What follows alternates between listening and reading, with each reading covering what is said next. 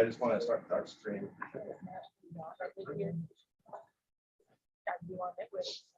know yet. Yeah, it sounded like it, but Yes. So yeah, I look at it online earlier, and everything seems to be appropriate. I just have a question. You can go to the details. Yeah. Yeah, keep going, keep going. Keep going. And one little bit more. Yeah, there you go. Yeah, I like your details a lot. I was wondering about that window detail. Does that piece of metal come with the window manufacturer? How does that? Yeah. Oh, so you order it and it comes as part of the frame, is that it? That's correct. So right, that's part of a system from Fleetwood. Okay, very good. Okay, well, everything's it's appropriate. Okay. I have one question on the materials for the wood. Did you have a specific kind of wood and how it's going to be treated? Because it was kind of a generic call out. Right. So originally I had proposed EPA, but the clients found that the cost was a bit more than what they had. Their intention is. So we're actually pricing it out right now between Tiger Wood and another new material that we just figured out that is much more reasonably priced. With that in hand, we don't have the exact material in hand just because it's being priced out and really thought out. But it would be treated to be an exterior use. And I mean, okay. I guess we can just make that as comment on condition. You go ahead. Yeah. Yeah. No, I look at the plans online and they work perfectly fine. So there were no comments other than the colors and materials. Was there an actual window schedule? Yes. There is. Okay. I would say it is. It's actually in the floor plan. If you go to page 2.0. There we go. Okay. Okay. So we're ready to approve it, right? And final and okay. All right, very good. So you're good with us. Okay. All right, so we will move on to item number 2 then, the AS addition.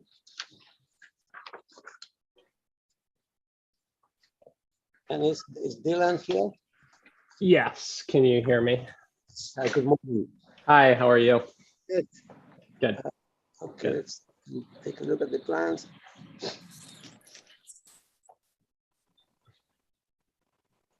There weren't any specific comments on it besides that it was well executed. But because I wasn't there for the previous review, I just wanted to clarify the planners. The project description notes that 2 oaks are to be removed, but I didn't see that on the tree plan. But I might have missed it, so I just wanted to clarify that. Sure, I can hop in here. Thank you, Board Member Grubb. Yeah, so we do have an arborist report. Those were slated to be removed in the motor court area. And we have a mitigation oak tree plan as well attached to this package. Okay. And then just to clarify, there's a sheet that almost whole property besides the buildings are in an esh. Is that correct? No, so if you go to sheet, let's see here.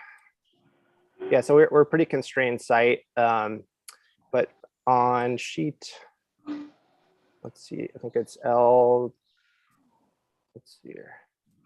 I think it's the last sheet, actually.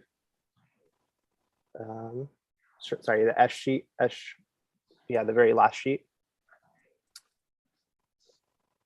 Yeah, this is the fire driveway plan. We've kind of worked with them. It's a really long driveway, so this has been approved. But if you go to sheet, the very last sheet, S sheet, we have a line that's there, and that's kind of why we have the pool so close to the house. We're really constrained with the grading. as well as the echelon. And so it would be, or sorry, I'm sorry, the last sheet for the landscape plans. So there's two files. Which one of the landscape plans then? Okay. Maybe it's not on this one, but we do have an echelon that's, if you look at that sheet's fine right there, actually. You see where those two rectangles are above the pool, or just south of the, or north of the pool. Yeah, our echelon is just about right there. Okay, so So just for clarity, the architect's plan, sheet A1.2B shows the whole property as an esh with a green hatch. Okay, yeah, that's not the case. Okay, so we'll just want to clarify. Or Dylan, you seem to be muted if you wanted to chime in.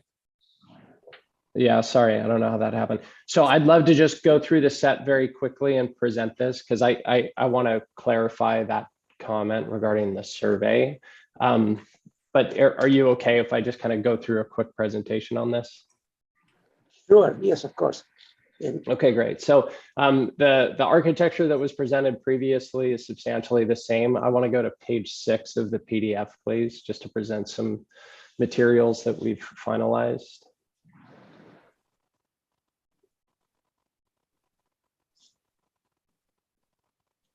Yeah, so these are the final materials. We've gone to a dark bronze on the roofing material for a standing seam roof.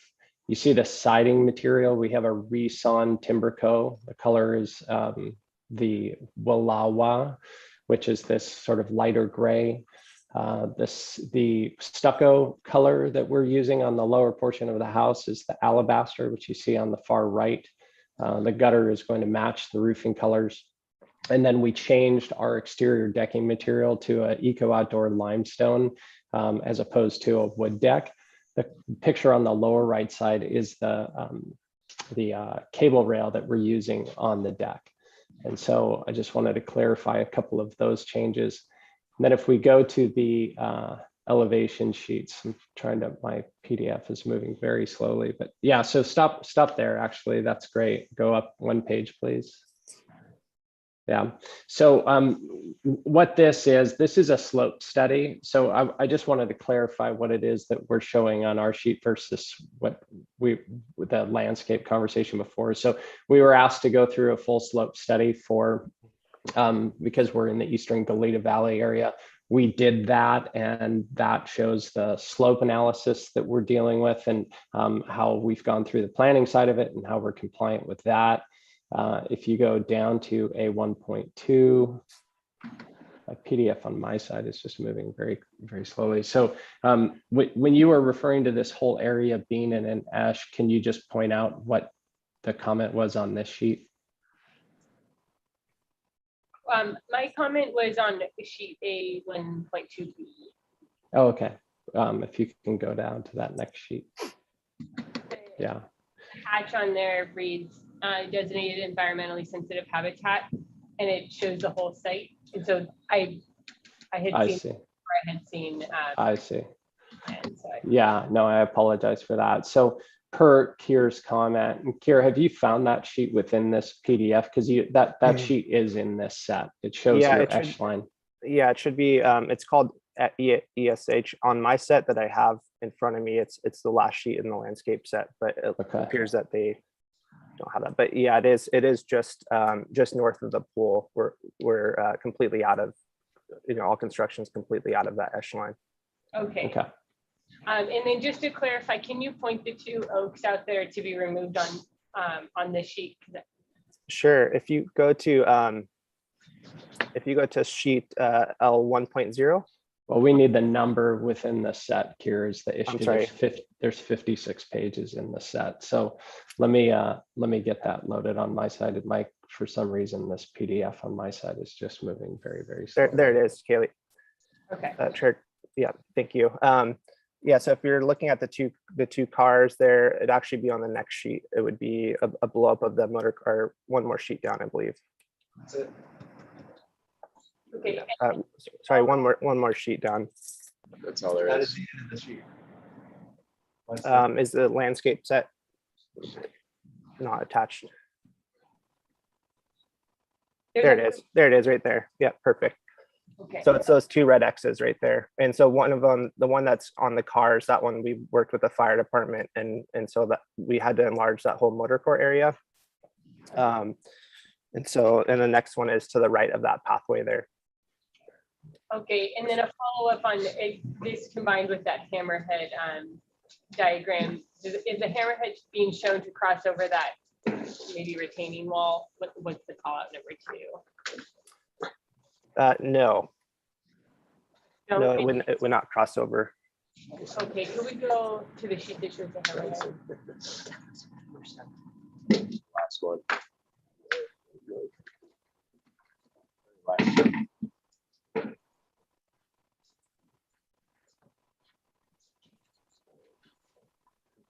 On the other set, I guess. So it looks like it's crossing all the way over to that path. That does appear to cross over there.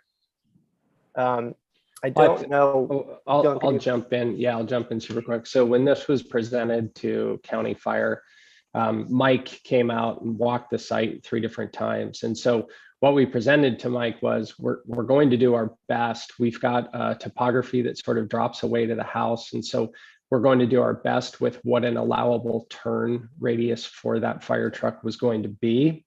And so this drawing was presented to Mike, and he said, I understand the topographic constraints of the site, and we're going to make it work from a county fire standpoint. And so this was more of a diagram of showing what a compliant situation would look like, as opposed to this is what's being approved by you all, because county fire did review this and looked at it and said, yeah, we can make this work. Yeah, and it has to do with the length of the driveway, the 10-foot. We're going to improve shoulders on either side, but there is a letter attached to our planning approval, essentially, that says, hey, we understand the constraints of this, and we're going to make this work in the field. Thank you, Dylan, for clarifying. Yeah, I wasn't at that meeting, so I apologize for that error there. Alex, do you have any other questions? No, we're gonna go through the architecture perhaps, or We can, yeah, okay. Like we have, the board have seen this project, they have no issues. So we're just looking at the details. If you can, Dylan, if you can tell us the detail page. I think what I read, there's some conflict between The information pages. on various sheets, but Yeah, I want to get you to the detail page. For some reason, I have my PDF loaded on my screen here, and it's parsing very, very slowly. So I'm a little frustrated because it feels like I have to restart my computer, but I'm going to do my best here. It's just loading again. So give me 30 seconds here, guys, and I think I'll. Okay, so if you go to page 24 of the PDF, please. Yes, perfect. This is the first one. So we have our typical wall section. We have our details for our exterior siding. This is going to be a tight fit tongue and groove. On the wall section on the left, we are showing sort of a typical buildup for our wall, but the siding was clarified fairly recently. And so that is going to be a tight fitting T&G on the siding. We have very simple detailing on the house in terms of the siding and what corner boards and things like that are going to be. If you go to the next page, please. This is our window and door details. We have very simple trim profiles on exterior and interior of the house. If you go to sheet, let's see where would be a good one. Go to page 16 of the PDF, please.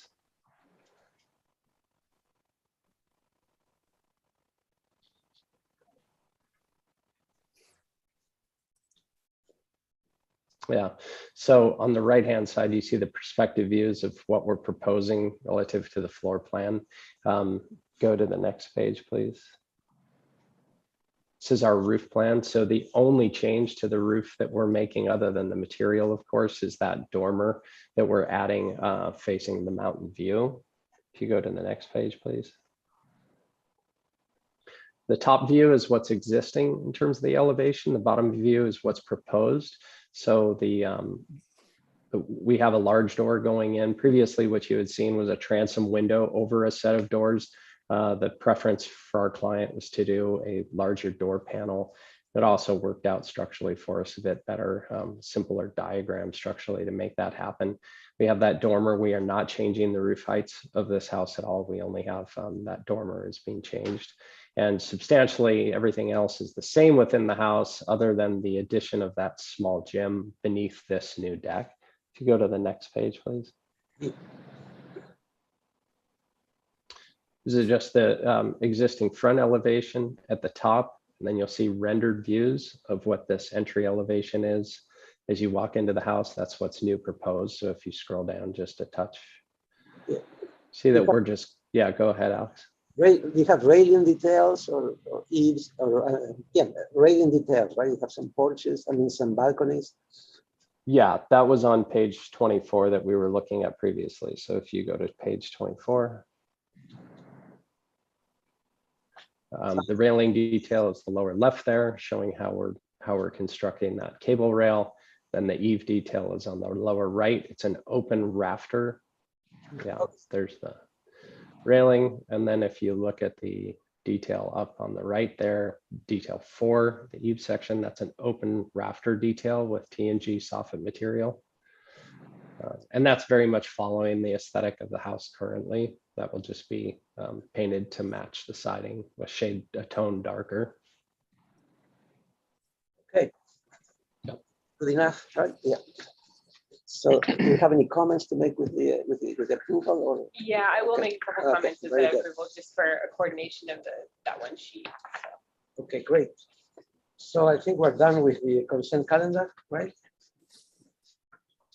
Yep. Yeah. Okay.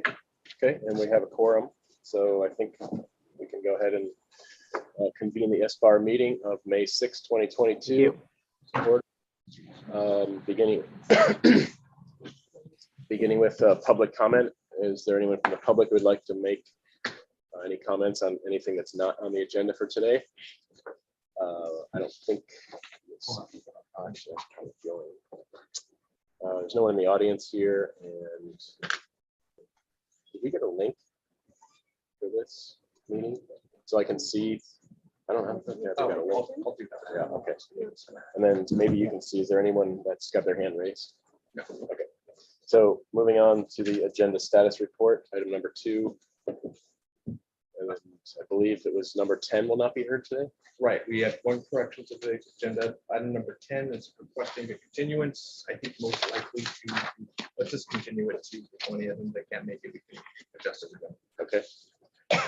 All right, so then and that's the only change. Item 3 are the minutes to review from the last meeting, which was April 15th, 2022. So whenever we get those up, we can scroll through.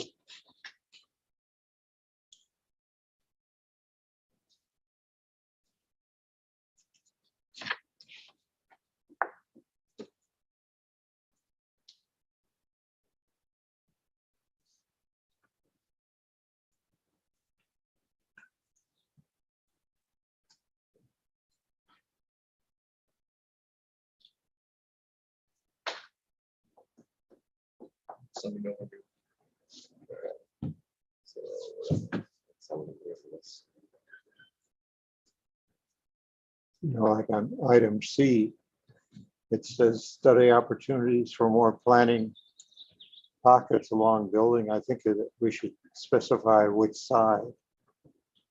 It was meant to be along the street side, wasn't it? Where there's a curb.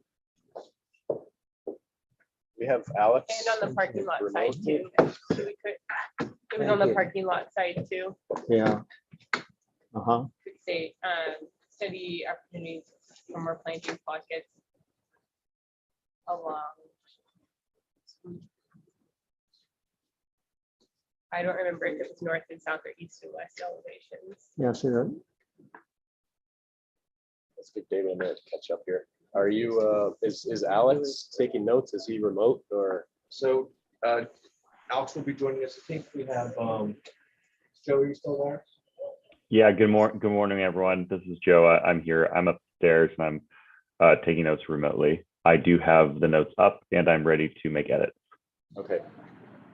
Great. Good to see you, Joe.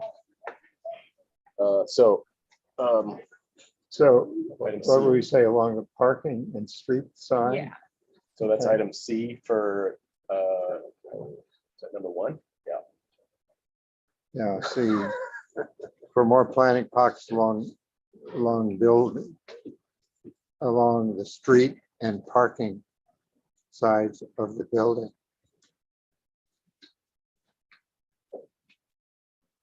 Does that make sense, Joe? It sure does. I just added it. Okay.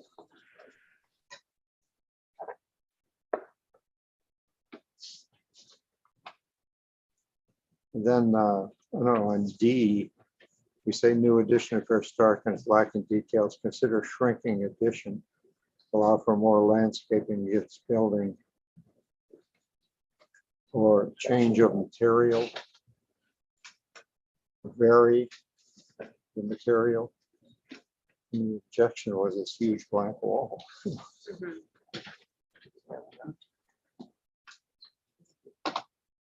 Yeah. Did we Oh. talk about material change there? Should we, let's see, stark and land detail. If it wasn't The stated during the landscapes meeting, building that's study different materials.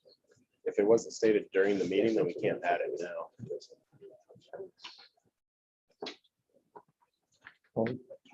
Yeah. I think so, lacking details, hopefully we can Yeah, that kind they'll of respond to that. insinuates. Okay, Okay, so that D would remain as is. Okay.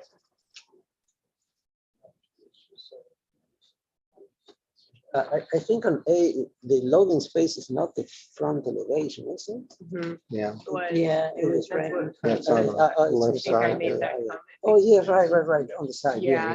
Okay, got it. Oh, thanks. Yeah, you're right.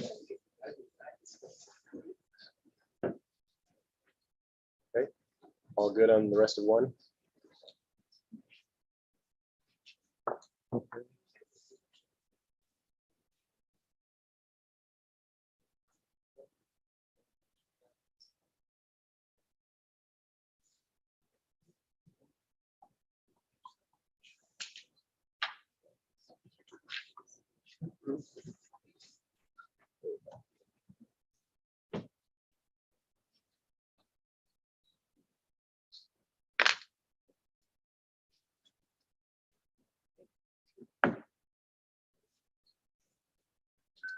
Pretty good on 2. No, I didn't have anything.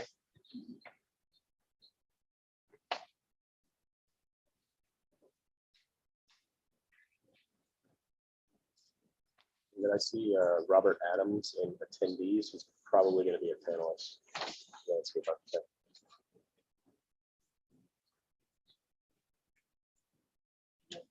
So.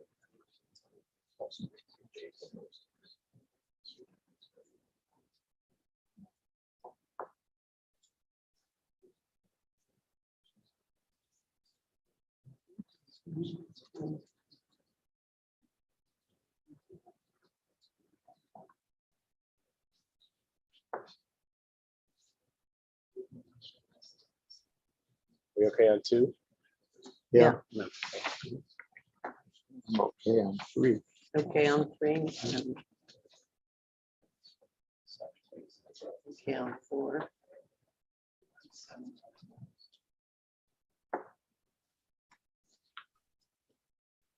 Okay, 5 is on consent, right?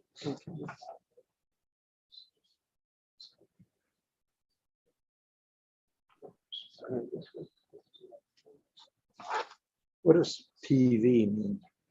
You know, Photovoltaic. Photovoltaics. oh, okay.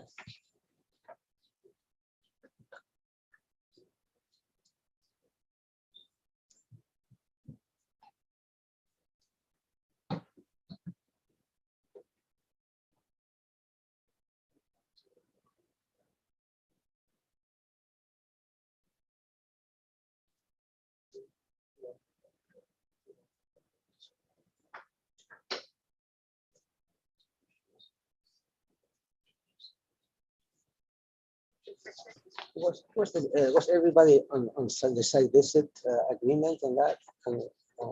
Yeah, I think so. Yeah, Yeah. okay. All right, Sounds like 6 is okay. Yeah. 8-7. Nothing on 7. 8, 9.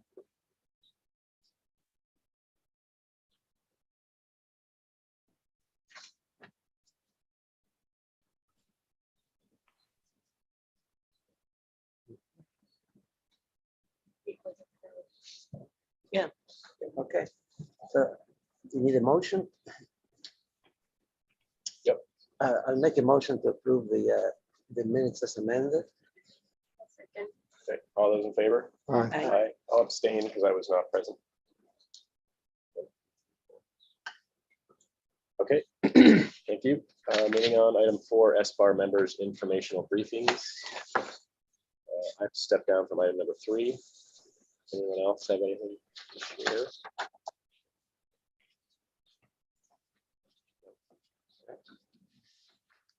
All right, staff update, item 5. Joe? Let me think. Nothing too major. I guess the only thing I would say is that you may notice that there is a cannabis ordinance amendment making its way through. It'll be going to the Planning Commission next week, and it's changing the permit pathway. The recommendation is to change the permit pathway from land use permits to conditional use permits. So that may have some impact on projects going through the BAR. But really the analysis that BAR does on projects would remain the same. Right. I do have one thing as well. So this that last item on your last agenda that we're reviewing the sign project in Summerlin. We did receive an appeal on that decision. An appeal? Expectedly. So it goes to the Planning Commission, right? Which project was that? That's the sign in the back of the building facing Oh, the yeah, Summerlin yeah. gas station. So Joe, can you expand on that a little bit? How will they switch to, from the land use to whatever it was? Conditional affect use. us? Sure. Yeah, I can speak to that. So essentially, right now, the ordinance in the inland area allows cannabis cultivation, the use to be permitted with a land use permit, and a conditional use permit is a next level up permit, and it requires additional findings to be made for approval of that permit type.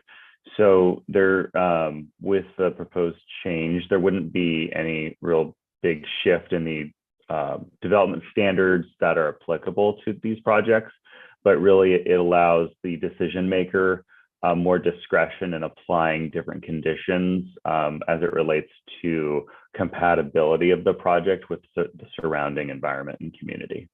Okay. And when does that go into effect, or you'll let us know? That we will let you know. That is, it's making its way to the Planning Commission. I believe it's next week, and then it'll be going to the board in June. So then I imagine the effective date wouldn't be until 30 days after the board takes action. Okay. Yeah, I have a question, Mr. Chair. Okay. Yeah, is that finding of compatibility made by this board or by the Planning Commission?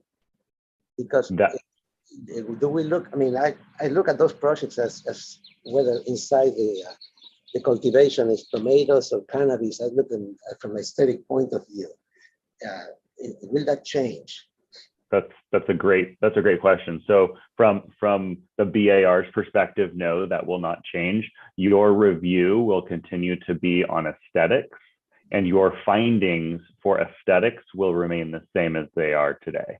So the finding that the Planning Commission and the board has to make on the conditional use permit is broader than just aesthetics. So it's neighborhood compatibility for all aspects of the project.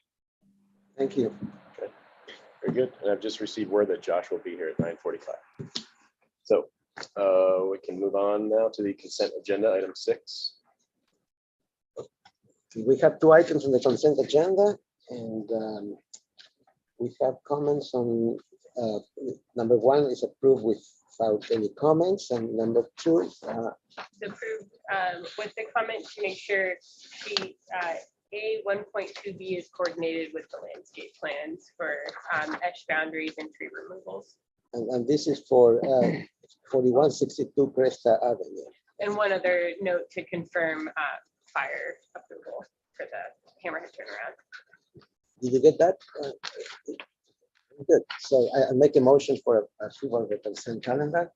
I'll second it. All those in favor? Aye. Aye.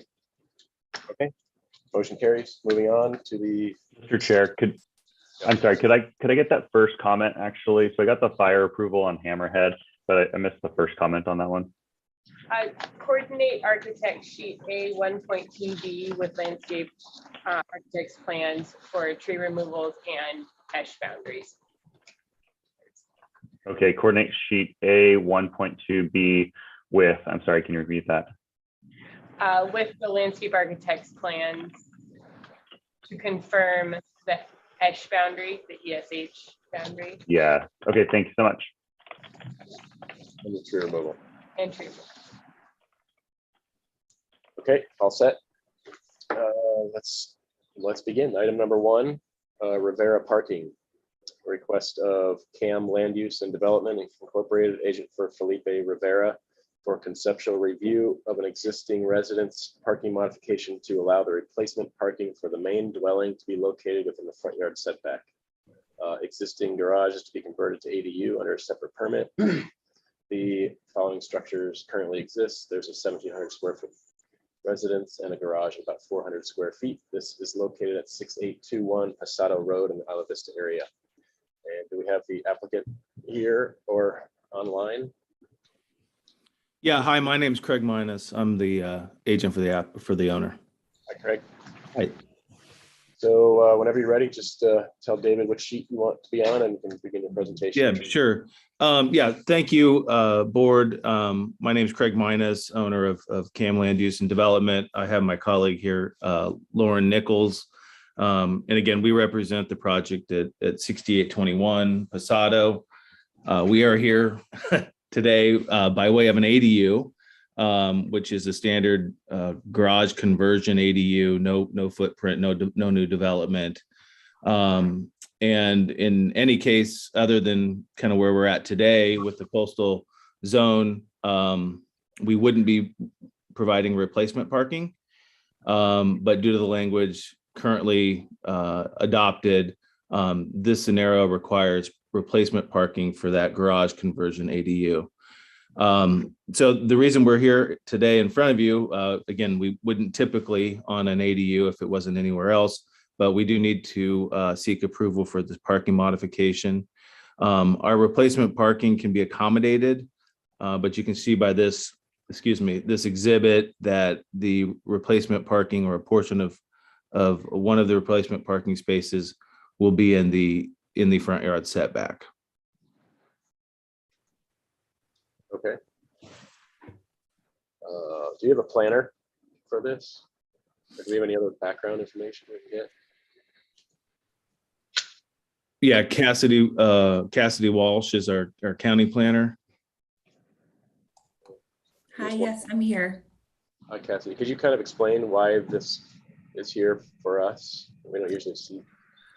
Sure. So they're here today for a modification, a setback modification, so that the two required parking spaces can be located partially within the front setback. And so part of the modification process pursuant to Article 2, the Board of Architectural Review's approval is a requirement for that process. And so that's why it's before you today. Great, thanks. And I think we have photos, David. Would you mind pulling those up?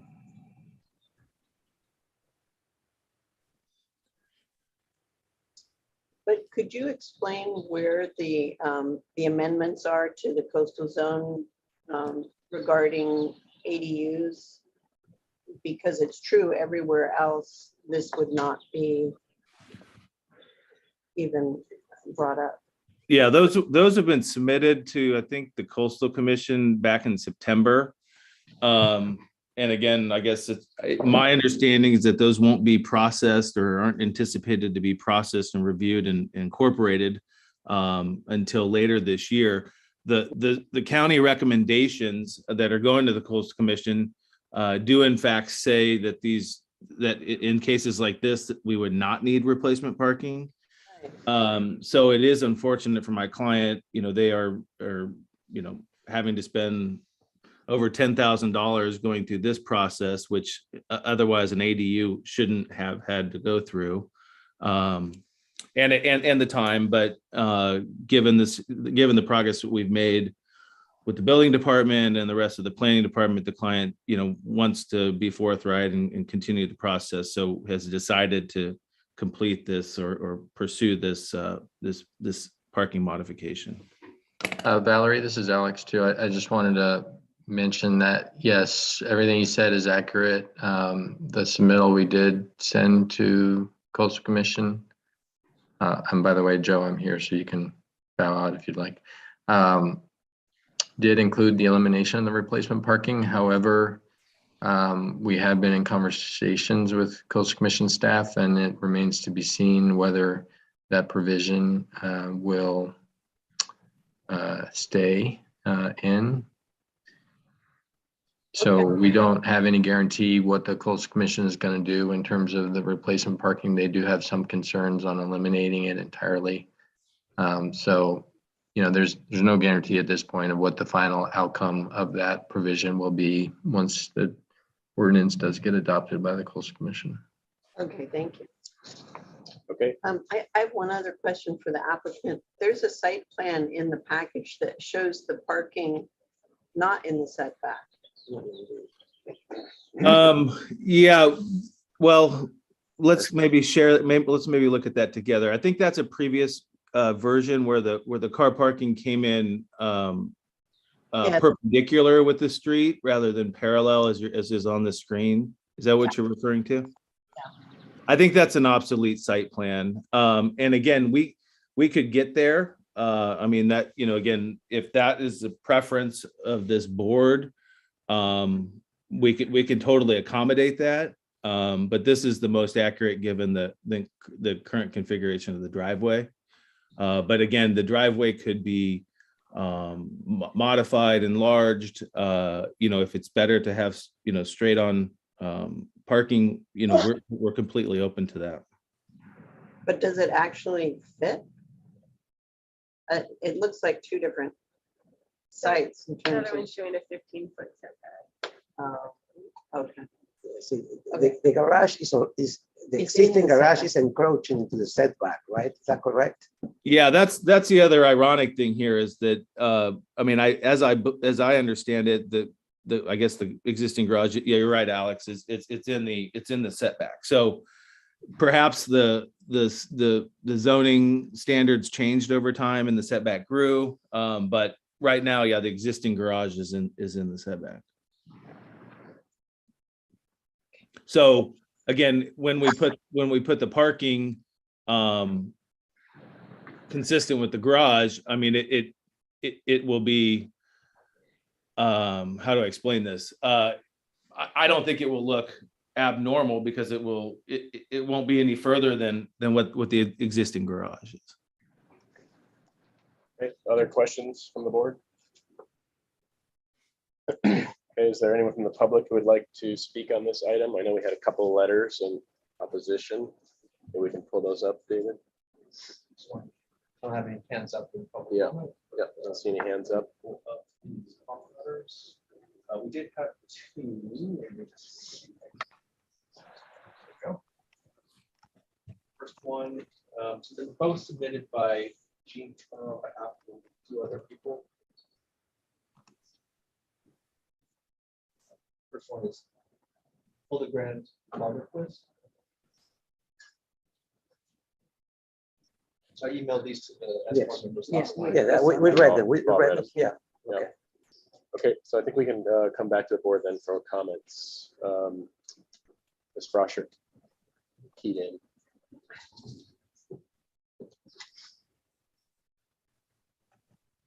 Well, just, I don't have a concern with the parking and the way it's impacted with the ADU conversion. looking at the photos, the property could use some landscaping. So I'd like to defer to the landscape architects for recommendations. Mr. Cujo? Yeah, I totally agree. I think that considering that we're granting a modification affecting the front yard setback, I think some landscape screening would be really a good addition. And, you know, I would, you know, I don't have tremendous expectations, but just a couple of trees, a couple of bushes, you know, something like that. That's what I would like to see. Okay. I agree with it. It needs landscaping, and I would suggest a raised planter that's parallel to the garage and parking area. Obviously, they've been parking on the lawn, you know, which is obvious from the photographs. And I think if we grant them that extra parking space there in the setback, that we should try to prevent them from parking on the lawn. And I think a raised planter would be a good suggestion. Okay, Ms. Grubb? Yeah, I agree with the previous comments. I think with the parking being closer to the street than the current setback, I think planted screening would be helpful. Okay, yeah, I concur. I think given the garage door will no longer be accessible, a buffer planting there between parking and the garage, and then also wrapping around the front, and a raised planter is a good idea to keep them off the lawn. So I think then how can they return? David, would that be? We could do this as consent, right, Kaylee? Well, I think We for a should- modification, I don't know that we can. I Is think, there a finding? yeah, we have to make a finding. Does that happen? You would make that a preliminary, so it has to come to you for preliminary approval first, then they would get the mod through the hearing process and then come back to you for final. And it would be at the preliminary that you would make the particular finding. And it has to be a full board. Yeah, Okay, so return to full board for preliminary with the comments previously stated. Do you need any clarification on those comments, Alex? I don't see if the applicant has any questions. No, I wanted to say thank you for the recommendations, and we'd be happy to study those and incorporate those. When we return, I guess this is a question. So we'll come back on preliminary. Is there an opportunity to do preliminary final in one return hearing, or do those have to be separate? They have to be separate, but I would imagine you could come back for final afterwards on consent. Okay. Thank you for clarifying that. Okay, very good. Thank you. Appreciate your time. Thank you. So moving on, item number 2, the Halsted additions, request of William Wolf, architect for Dan Halsted, for conceptual review of the demolition of the existing sunroom, addition of approximately 411 square feet to the existing residence near the living area, removal of porch to south addition, and relocate new kitchen, conversion of existing garage to family room, addition of new detached 3-car garage of approximately 754 square feet, new driveway access to the new garage, addition of approximately 95 square feet to existing covered porch, revise rear patio, new pool spa, pool deck, and new terrace site walls and fixtures, new roof material, and new windows and doors throughout. Is that it? Yes. This is 1.58 acre parcel located at 895 Via Hierba in Hope Ranch. So your name for the record, sir. Yes, I'm Bill Wolf, Pacific Architects, and I'm here with Bill Millett, who's here representing the landscape architect. Good morning, Chair and board members. You can let me know where you want to go. There's also wireless keyboard and mouse on there. Keyboard is recording this on. Oh, okay. You could just scroll through it. That's fine. You can just kind of We're through, yeah, let's stop here and do a quick overview. If you could zoom in a little more there, David, that'd be great. So, the description there, this actually is an older site plan. I apologize. We probably want to go to a landscape plan. That's okay. We'll start here anyway. So existing house up at the top of kind of a sloped lot. So from Via Herba, it comes up to the pad there where the house is, and then slopes back down again to Via Tranquilla on the other side. So it's got two front setbacks on both sides of it. Our proposal is to keep the existing driveway access. We're going to expand on the parking area. That's the first right turn there that you make just in front of the house. And then we're going to eliminate what's showing now is the parking at the top there where we say existing driveway in that shaded area. That's actually going to change, and we're not going to have parking up there. We're going to turn that into a garden area. And the existing garage, which, do you have a late corner, I guess, or? So, are we in here? Yeah, there you go. Okay. Awesome.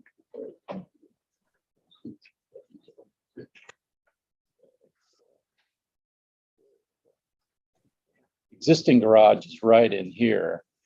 That area is going to be converted into a living space, family room, which comes off the kitchen, which is right in this area here. So, so this is the area where we're going to expand the garage and or not garage, but parking. We're going to add a third space there. And then part of the scope is also this new pool area and patio. So I'll have Bill describe what's going on there. We've got some arborist report information that we're going to deal with up there. Anyway, so new pool area and new deck happens right here. And in lieu of that garage, which we're taking away there, we're going to then add a 3-car garage down below on the lower part of the lot that comes off of Via Tranquilla that comes in through here. So a bit of grading. We're going to sink this into the hillside, cut it into the hillside. We're keeping it out of the setback, which is that line right there. And then building a new garage. And that will not have anything but hose bibs. So we'll have water service, but no bathroom or any toilet or septic. There's a whole new extensive septic system as well that we're developing. That there's leach lines out here and there's tanks in this area that are going to get rebuilt as well. And we've gone through EHS and gotten their approval. And we're working with fire already on getting the fire protection review for that, the Coombra water, et cetera. So if you want to keep scrolling through that, David, that's a blow up of the garage area, pretty much the same thing as we described before, kind of coming in with a new, there's already a pull out there and a gate, kind of a 3-rail ranch gate. And so we're going to come in pretty much the same location. This area is pretty heavily screened already, lots of trees and planting. And there are a couple of trees in here. You can see those two that are not oaks. Well, actually, I think this one's an oak. And Bill will describe where those are going to get mitigated. So we'll let him go through that. Go ahead on to the next. Oh, sorry, stop right there. So this is kind of how it's going to look in terms of the grade. The slopes comes down. This is the garage. We're going to dig into the hill and then take that cut material, make fill to create a flat pad. And there's kind of the landscape screening that's off the street. So it'll be pretty well concealed from the street on Via Tranquilla. Go ahead, David. Tell us a wall type and height for that. Well, the back of the retaining wall you won't see because of the building. The front will be rock stacked, so very organic feeling. Go ahead. What, 4 or 5 feet? I think it's less than that. I think it's like 3 maybe. So, there's kind of the plan. So we're if you go up one more, A2.1. Just a general overview. There's the existing garage that we're converting to family. This is some remodeling we're going to be doing. We're adding also, there's a very unusual patio cover back in the back here that is going to get torn down and rebuilt. So we're adding a little bit of square footage in this area, but generally speaking, it's already there. It's just a really strange roof line that we're going to clean up and fix. There's the garage, you can pass through that. There's our roof plan. So again, we're kind of cleaning up an existing roof area that's very strange right in here. We're adding a little bit of front porch right in there as well. The roof material will become a standing seam. Right now, it's kind of a cal shake. We're going to have a combination of existing plaster and board and bat siding. Go ahead, David. There's the elevations. This is the new, so you can see the standing seam, combination of plaster and board and bat. This is actually of the original, part of the original house, and that's got board and bat on it already. So we're just kind of fixing that up. It'll get all new doors and windows. There'll be a wood clad finish. It'll be a white finish of some sort and probably a dark bronze window frame and probably a dark gray color on the roof. Go ahead, David. There's more of the same. This is the elevation over here of the garage that's getting converted into family, new doors and windows. And this is kind of the extent of that new roof where we're going to kind of clean up what's happening there now. Right now, it's kind of a break pitch and it just doesn't work. It looks like a added piece that was kind of tacked on. Okay, keep rolling. There's this is the detached garage down at the bottom. Again, we're going to go board and bat on that. And if it ever gets not fuzzy, okay, there we go. And we're going to have, you know, again, sort of rock stacked elements to sort of pick up the grades that are happening in there. You can kind of see that what we're alluding to here as well. So again, board and bat, standing seam, same colors as the main house. That's sort of the existing. You can see this area here. Right in here is that funny break pitch roof that's happening. And this actually, I think, does it justice because it doesn't look that nice in reality. So go ahead, scroll on through. Oh, okay, this is the second set. Again, we've developed this quite extensively. I know we're here for preliminary, whatever we can get from you. But we've got details, we've got sections, we've got landscape, although the landscape is really a conceptual plan. We don't have that fully developed. We have civil drawings, we have septic drawings, we have all that stuff. Go ahead and scroll through those. There's our details in board and bat and plastic details. Yeah, we're here for conceptual, so we'll Yeah. get to all that. Yeah, I just wanted to show you that we had it done, not that there's any pressure from you or anything like that. And then with that, I'll have Bill come and discuss the landscape we have going on out there. Thumb strength on this laser pointer. So.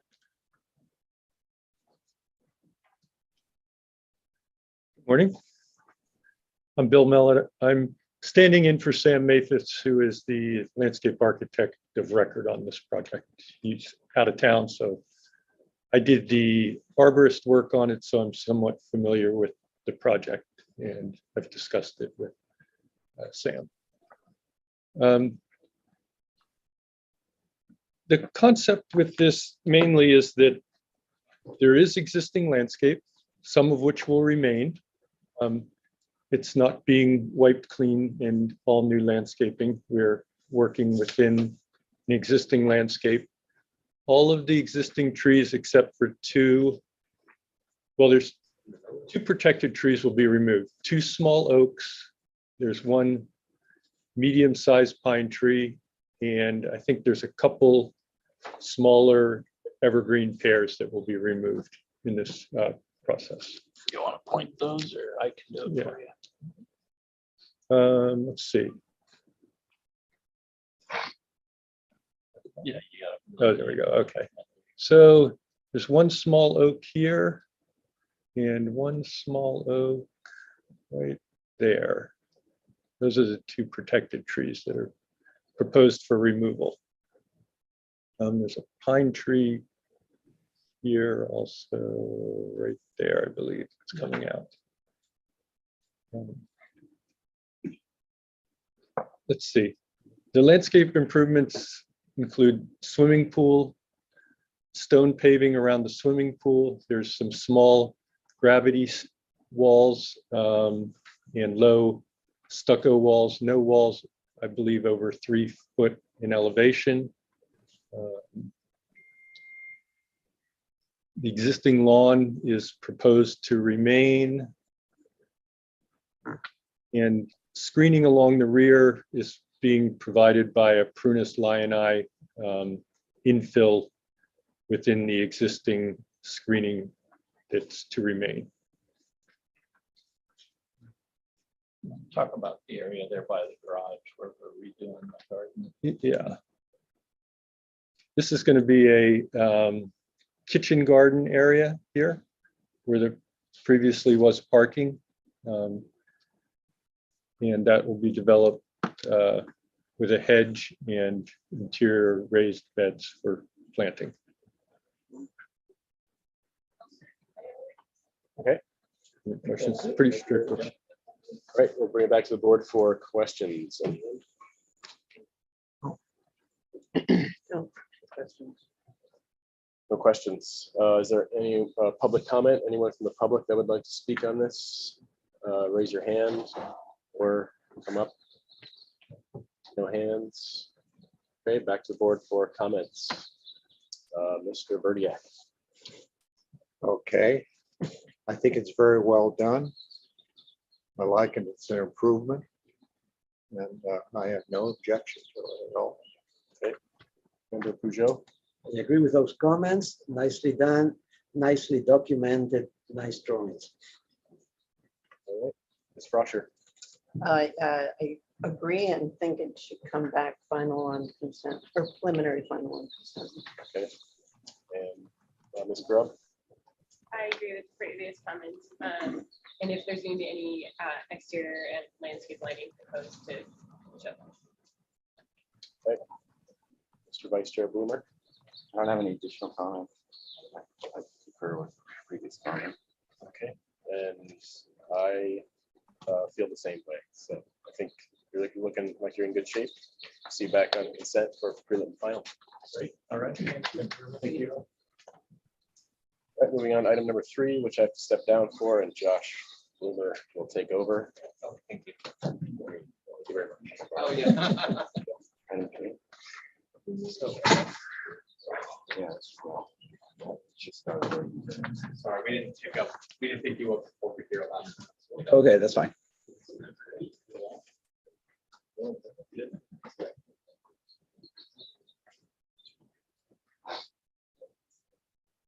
Okay, so on to item number 3.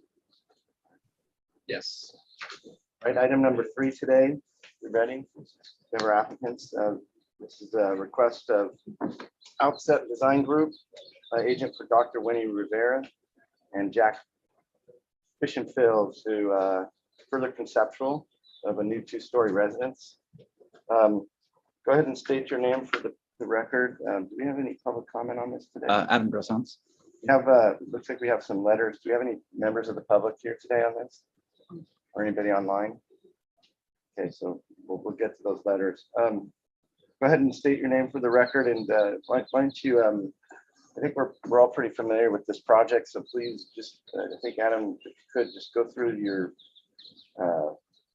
comments A through G, and try and kind of give us a presentation on what you've done to address those, and we'll see how that works out. All right. Well, I organized the drawings in sort of a linear fashion for this sort of digital presentation. So Adam Grossons is my name. Anyway, so on the cover sheet, there's this, so basically, just to give context to where the neighborhood is, Abaje Lane, I've highlighted it in red, and that's kind of like the neighborhood going through the area. Yep. And then you can see where our site is off of a little private lane spur that goes off of it. Okay, and then next sheet. And so looking at that, and also with the comments of the board with context of site, we looked at the different various properties on that Ahe Lane strip. In the upper right-hand corner is the neighbor behind us. So we took a lot of like design cues to like make our building less modern from sort of this vernacular architecture that's in the area. And so that sort of cottage, shed roof, vertical wood look is pretty prevalent throughout. And there's some examples of cleaned up, sort of modernized versions of that throughout the site. And then in particularly in the center of the sheet, there's a house that is a similar square footage of ours and is of a completely different context to the local neighborhood. Maybe not regional, but at least in this it kind of sticks out on this road, and is a similar size of our project. And then on the bottom right-hand corner is a fairly modern property, and it's almost 5,000 square feet. These square footages were taken from the assessor's documents. So scroll down, we've seen this, these are context photos of the site. We saw these last time we were in. So this is the private lane, and the house is going through there, and the photos were taken for that. Next sheet, please. And this is the site in particularly. Let's go next one for that. Keep going. All right. So as far as reducing the bulk and size of the house, we actually did reduce the square footage of the house by 90 square feet, about a little over that.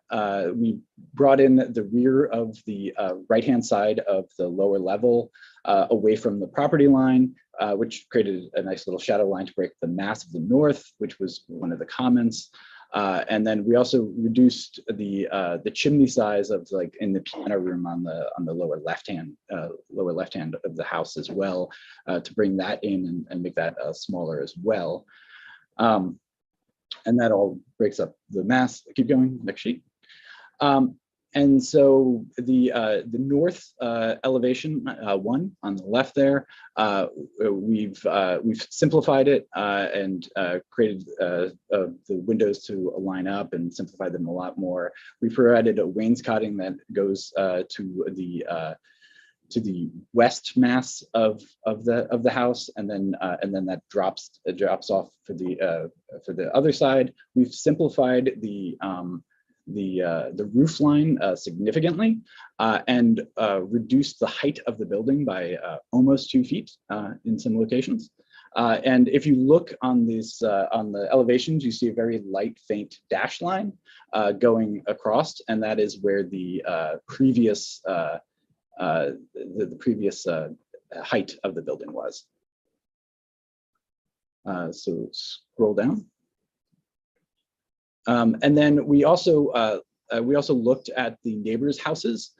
So on the drawing that's labeled 2, site section 1, is the applicant's house, son's house, which is right next to us. So we have to drive past this house to get to it in section. And so it's a little taller than us.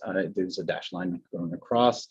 The height, all the heights are measured from our finished floor to the top of ridges in these scenarios. And then in drawing number 3, labeled site section 2, it's on the left-hand side. The little sliver on the right-hand side of that drawing is the roof of the neighboring property on the right. Yeah, right there. Yeah, and then we also were asked to talk about sort of shadow as well. It wasn't in the comments. It wasn't in the official comments, but it was a comment that one of the board members brought up. So we took a look at that, and our roof is actually is a little lower than what winter sun would be. So our roof isn't actually adding any additional shadow beyond just where the eave line or overhang line is onto the property. And you can also see that our little setback of the property of the lower level in that section as well. Could you speak up? Oh, sure. Sorry. On the microphone, towards the microphone. Oh, yeah. Yeah. Thank you. And so if we could go to the next page. Or actually the lower corner of this one. And then we also mapped out the locations of the existing adjacent properties. And so the neighbor to the north of us is that image I referred to as like taking cues from the vernacular of the sort of the surrounding context. Our client did meet with them and discuss the project with them.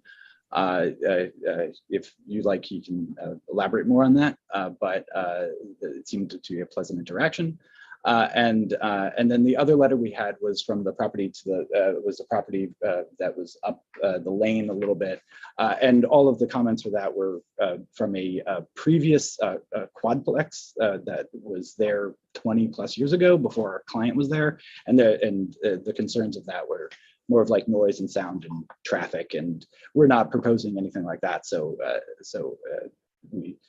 there was really nothing to address on that part. And then going down one more sheet, we basically did some photo overlays as well on the property to sort of show how it sort of sits into the site, since we had all the context modeling done for the neighboring properties. Can you zoom in on the bottom right? I'm seeing it. The top left real quick is what you would see approaching. So you kind of just see the garage down the lane, and that would be it. It would be pretty obscured from the main. And then this is from the creek side. So this is from basically standing at the edge of the creek. And the property owner actually owns like the blue house, this empty lot, and also the property I'm standing on right now.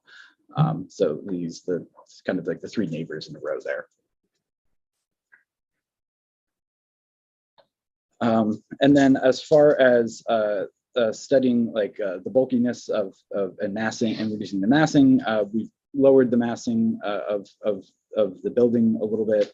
We've broken up the massing on the north elevation to make it less monolithic. As the railing and the sort of parapets around the balcony area that you can see in this image, we actually have that going up a foot from the patio level. So the handrail appears to be like a lower proportion. The client, one of the comments was about reducing or eliminating this, or consider eliminating the stone columns.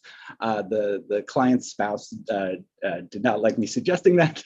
And so we've reduced the height of them and the appearance, hopefully the appearance of them as far as like scale goes. And then as far as shifting the garage closer or farther, making the courtyard bigger, we got our preliminary from fire, and they're requesting a 20-foot driveway right now. We're in negotiations about that, but right now we're kind of on the line of barely giving them 20 feet of a drive aisle to the site. So right now I can't push it any farther. So that's it's until I get final from fire. That's it. Okay, that's good. All right. Do you have a landscape presentation or? No, we don't have landscape yet. We were just going for conceptual for the size, bulk, and scale, and before kicking that off. I think we'll just jump into questions from the board. Meanwhile, I was looking for the two letters that are referenced. I don't see them in the box. The last time?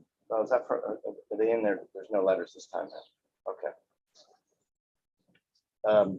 Those are from last time. All right. So no questions or questions. Yeah, what happens to the eucalyptus? Is it large? Does it stay or? The large eucalyptus there will stay. We're not. Will stay? Yeah, we're not proposing to. So the driveway is to the because there's another driveway next to it. Yeah, it splits off into two. I see. The driveway on the right goes to one property, And the driveway on the left to our property goes to 2. The eucalyptus stays. Yes, we're not proposing at all to eliminate that. That's right on the center of the 2 property lines, exactly 2. And we're on our floor plan, us pretending to be landscape architects, we provided a little buffer around the fence there as a sort of a buffer, including that tree. Any other questions? Can you speak a bit to just the resolution that you created, specifically the last letters we had from the neighbors? Yes. Can you talk in detail a little bit about what their concerns were and how specifically you resolved them, just for the record? Yes. So one of the letters was more about the sound and noise complaints when there was an apartment building here, but the apartment building this underwent a lot split about 25 years ago. And so when that was split up, that was on the middle of one of the property line splits. So that was demolished and eliminated. And so one of the letters was concerned about noise and potentially going back to that situation. The comments were prior to my client owning the property. It wasn't anything that we could address. The other concerns for the neighbor behind us, which my client actually spoke to, were mainly about noise constraints, and also the fact that they a couple of years ago, 10 years ago, when did you build your son's house? Your son's house? When did you build? Oh, the one house? Yeah. That was 3 years. So 3 years ago, his son built the blue house in this photo here, and so it was more concerns with noise and contractors not obeying the bounds of the ordinances. So our planner Sam has put it into our noise constraints into our conditions of approval. And we've broken up the mass a little bit and lowered the building. Very good. Yeah. All right, I'm going to open it up for public comment. Do we have any members of the public that wish to speak on this item today? We don't have any letters. Anybody online? Okay, we'll close public comment and we'll do comments from board members. Scrub, you want to go first? Because I appreciate the response to some of the previous comments to reduce the poll, and I think heading in the right direction. It still feels a little massive for the neighborhood. I think because of the combination of the garages and the Number 8. residents. I'll leave it at that. Any comment about what you want them to come back with for landscape? Yeah, I mean, there isn't any landscape to review yet, so I look forward to reviewing landscape plans. You want to be specific about what? Anything about that? What do you want? Full landscape plan? I mean, we need a full landscape plan showing the screening that's proposed for the neighbors. Quantity and sizes of planting. Yeah. All materials called out. Okay. Yeah, sorry, I'll add one more thing. I think some clarity on how this driveway will be resolved that borders the property line. Right now, it's a relatively big assumption that it'll be approved that way, because I think right now it's allowing for planter and softening with the garage, that east elevation, and if that gets removed because the driveway has to scoot over, it will make the mass of that structure bigger. So. Good, John. Well, I think that, I did go out and visit the site and look at the site. I think that, our previous objection that it's very massive and it looks very large, especially in relationship to the other buildings that are adjacent to it. I think that your choice of the shed roof makes the building appear as if it were 3 stories. And I think that it is unfortunate. I think the building still is very massive in appearance for the site, and will be very dominant. I think that we should study ways to try to reduce the scale of the building as, actually, we said that before, but, you know, I still think that's an objective. All right, Mr. Peugeot. Yeah, I also visited the site, and it is nestled in, but still the size of the project concerns me. I believe it is too massive and also too chaotic. Really, simplicity will help you a lot. When you have different masses with roofs going in all directions and different, you know, it makes the project look bigger and more bulky. But it is large and it's complicated. Also, the detached garage doesn't really help. And if you look at the site plan, you're basically, even though the lot is pretty large, you know, it's what is it, 10,000 square. It's a large lot, but it's covered with building and driveway, and I mean most of it. I think you could do something a little bit more efficient, more condensed, more put together, and that looks smaller and it's simpler. And I think I still believe that the comment we had last time about the garage being separated does not help you. It makes the project look even larger than it is.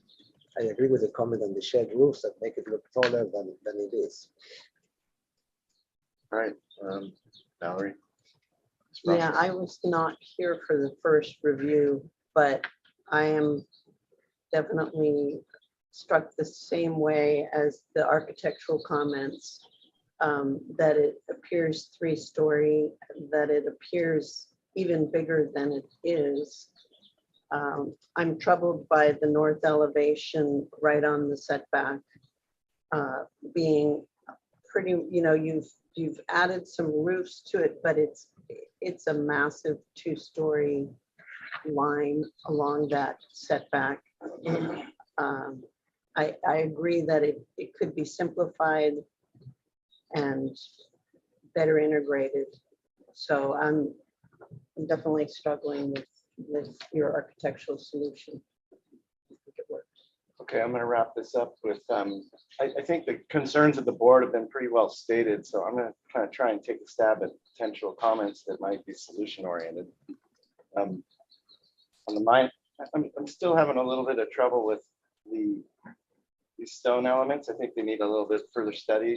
When they come, you know, I'd like to see, I'm not sure that rendering actually accurate portrays exactly what you guys are doing there. So let's just say, you know, come back the next time and really showcase what the stone patterns are and how that all works detailing wise.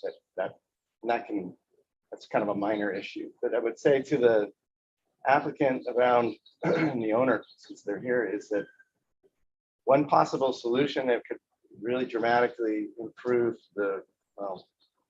address the comments that you're getting is to go to a flat roof scheme with a parapet and use a more contemporary architecture vernacular and just get rid of the shed roofs. And I think, you know, even the massing that you have will stop, you know, it might address the comment about it feeling chaotic. It might for sure bring the height down, consolidate it. I still think maintain the floor plan and the layout and the kind of enjoyment from the interior. The vaulted ceilings, I know they're nice to have, but I would just encourage you guys to look at that as a potential opportunity to actually quell these issues. That's all I'm going to say. Any last comments from the applicant? I'll give you like a 30 seconds there to. Yeah, I mean, a lot of our work with the applicant has been to like reduce. They're actually downsizing from a much bigger house. So with the program that was given, we've been reducing, and then also there was some pretty specific aesthetic looks that the applicant or the owner was after, and so it was been driving some of our decisions as well. Well, you know, if you go back to the picture where you have the house. I'll just make the comment. You're not going to satisfy what is being. It's the second time you've heard the same thing. You guys have gone to some effort to reduce it. Just knowing how this works, unless you're really willing to dramatically change the pitch of those roofs and bring the plate down significantly, which is a real savage thing to do to that type of house, right? And then it'll start to look weird. So I think you should show your client what it looks like, these other alternates, just to try it, because it might work. That's why I'm trying to be productive, because I think you've heard enough about. Mr. Chair, I think it's the applicant should have a clean approach to the problem, because there's just too many things, and we offer solutions about how to fix this project. Yeah. It's going to be misconstrued as giving them direction to, let's say, put a flat roof or something like that. And then I think that overall, the big comment is that it's too large and it's too complicated. Right? It makes it look even larger. I think simplify and shrink and condense spaces. Yeah, I think that would be the overall picture. I don't think my comment is just going to be carried. Is consider studying the roof forms as a way to ameliorate that, because I don't know how they're going to do it. I'm a little bit concerned about the size of the window apertures too in a small neighborhood. You guys keep talking about how it's nestled in there. It appears like a view home. I don't know what those privacy issues are going to look like, but that's another discussion. So we're going to move this on. So you're coming back for further conceptual, make a good study of it, and come back with some solutions, please. Okay. I appreciate it. Thank you. Right, moving on to item 4, Jackson Trust. We have our applicants here. I'm gonna get Chris back up here. Let him lead the charge. Absolutely. It's a little button on the top. There you go. Let me know where I want you to go. Just pulling up on files. 1 second. Okay, so item 4, we haven't read the description yet, right? Okay, item 4, the Jackson Trust accessory structure. Request of Dan Johnston, architect, for Elena Jackson, for conceptual review of a detached multi-use accessory structures of approximately 2,334 square feet. The structure will be utilized as a garage, storage building, exercise room, and office. There's currently a residence of 4,416 square feet, an attached garage of 660, and a guest house of 732.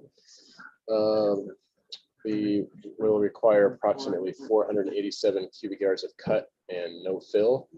This is a 15-acre parcel located at 1400 North Fairview Avenue in the Goleta area. So your name for the record?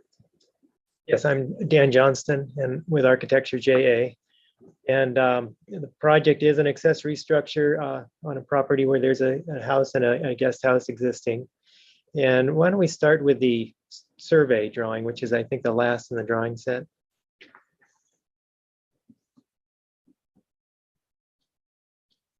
And I'm going to apologize for the quality of some of these drawings. They were scanned and didn't come out very well. The lines didn't show up very well. But the property is 15 acres, and this survey is the center portion of the property. It's roughly about 4 acres worth. The existing house is here. The guest house is here. The access road, it's a gated community with 4 parcels, all of good size. This one is 15 acres. This is the road that accesses 2 more lots up above, and the driveway comes in off this road right here. And there's a circular driveway. And on access with that is the entry to the existing house. The driveway continues. There's a pad that's excavated into the property. It's without the pad, it would all just be slopes, but there's a large pad where the house sits and the existing pool and back terrace. And there's a narrow driveway that goes along some fill next to the edge of a ravine. This guest house is actually built into the hillside, so the garage is at grade with a driveway, and it's got 1 level above. And then there's a asphalt parking area this end. And so there's fill in this area. The original topography was a ravine that pretty much came down this direction. There's a ridge line over here. There's a ridge line along here that the house sits on.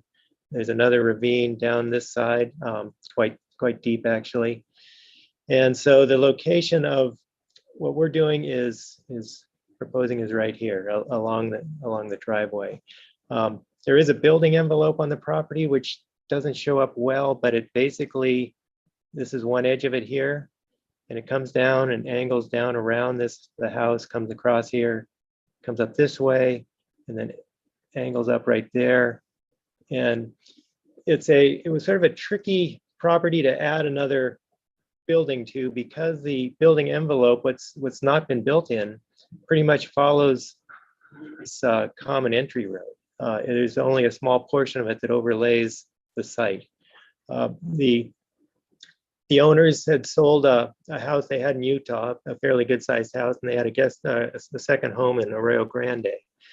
They sold both properties and purchased this with the idea that they'd move everything here, and this would be where they spent their life. But they realized that the house itself is a 3-bedroom house, and it's got a good sized living area, but has very little in any kind of accessory rooms or storage area. And they do have a big family, and family members do come to visit. The guest house is quite small. It's under 800 square feet, and it's got 2 bedrooms and a small living area. There's a 2-car garage underneath the guest house, and there's a 2-car garage. Right, this little wing right here is a garage.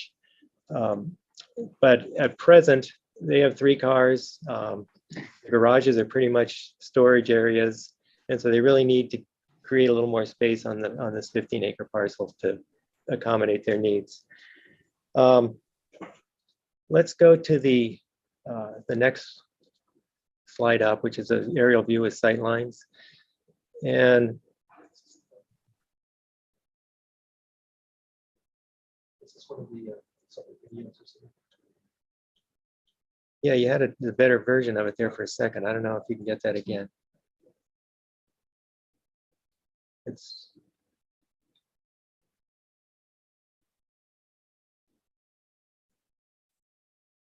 okay. What this is showing, the yellow arrows are showing ridge lines and ravines. The red arrows are showing sight lines to the property from various points off the property, and north obviously is to the top. And so with a ridge line right here, there really is no sight line from the east. With a ridge line right here, there's no sight line from the west. And so the only sight lines onto the property are from the south, slightly southwest, not much from the southeast. There's a lot of landscaping, a lot of trees in this area. There's some trees down here. There's trees over at this end and up this ravine. There's trees, of course, on this side of the building. The site where we're building is completely surrounded by trees on the back side. The site itself is got small shrubs on it, and it's got a low 2-foot high retaining wall. But it's surrounded by trees at the end along the back, the tree in the center of the circle, and some trees out to the entryway.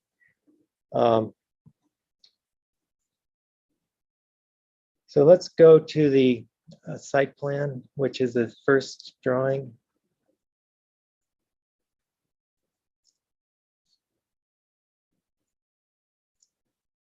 So just a sort of background, when the owners came to me, they had a site where they wanted to put an accessory building, and it was around, this is that parking area. It was right over here on the edge of this parking area. It was on the sort of the toe of this ridge line. And from there, they had nice views down over the airport and the city of Goleta and the water and so on. It turned out that was outside the building envelope. They were interested in doing sort of a barn-like structure to kind of be characteristic of an ag property. When we decided when we worked with the building envelope, and this was the area that we realized we could build, it was obvious that what we're creating here is sort of a line of buildings, from the main house to what we're putting in to the guest house. And so we didn't want to do anything of anywhere near the bulk and scale of a barn. And so what we did is we we took the design elements of the main house, which is a hacienda ranch style home with covered porches and so on, and worked that in to this concept, which is 1 story and basically sits in the landscape and hugs the ground. It's got a few accent points that are elevated. Can we go to some of the photographs that you have? And probably the first one would be number 10, if we could pull that up. Is that number 10?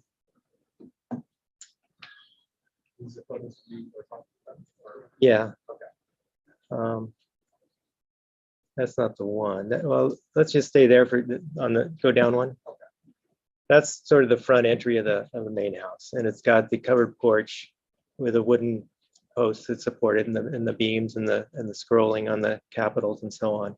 And so we figured that was sort of the nicest part of the house that we wanted to kind of recreate and tie our new building into the project with. You can see a little bit of the roof. It's a series of gabled roofs that fit together in sort of odd ways, but the covered porch is sort of a hip structure that goes around the building. And so we did carry on that theme of a continuous fascia at the porch line. Let's scroll down. I'm trying to find a picture of the site, which on my chart was number 10. Well, that kind of shows it. This is taken from up behind the site, sort of along the access road. The city of Goleta would be down at that upper right corner. But as you can see, it's very screened by trees. The site itself has got very little growing on it. It's got the trees at the back, and then there's trees across that access road that block views up or down from the property.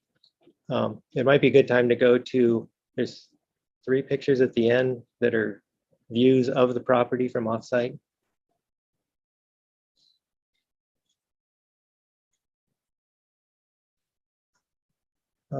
No, it's, I think they're, yeah, I sent them to you on Wednesday. Okay, so this is, I believe it's from directly south. This is their main house, sitting right here. This is the roof of the guest house.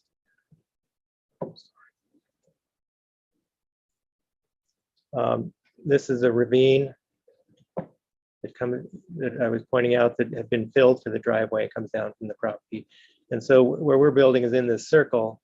And it's obviously screened by trees from views from offsite. These pictures are taken from about a mile away on some of the ridge lines. The surrounding terrain is very hilly. There's a lot of trees everywhere. It's really hard to find a place where you actually can view the site from below. Okay, let's go to another one of the. This one is taken from the southwest. And again, their main house, this angle is a little more screened by trees. The guest house is a little more visible, but the site where we're building, again, is behind a bunch of trees. Then there's one more. This one is taken from the west. And this is the ridge line that I was pointing out on the plan, and the house on the other side. So there's no views of the project from out there. Okay, so let's just go back to the site plan, the first of the.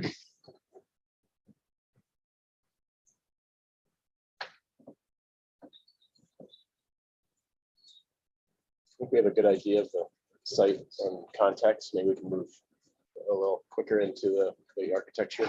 Okay. Usually try and keep it 10 to 15 minutes for presentation. Oh, my mouth will go dry before 15 minutes are up.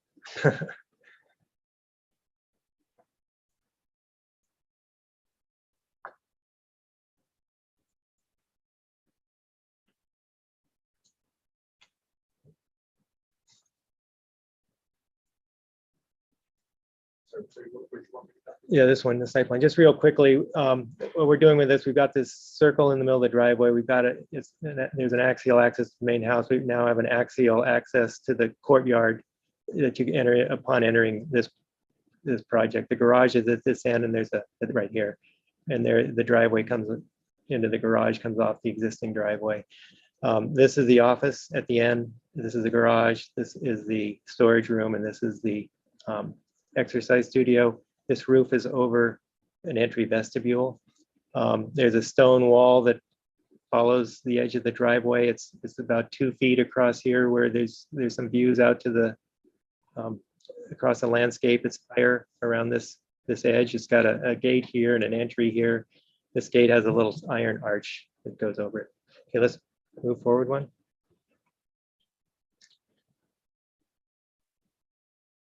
Floor plan basically shows the vestibule, exercise office, storage, and garage. Next.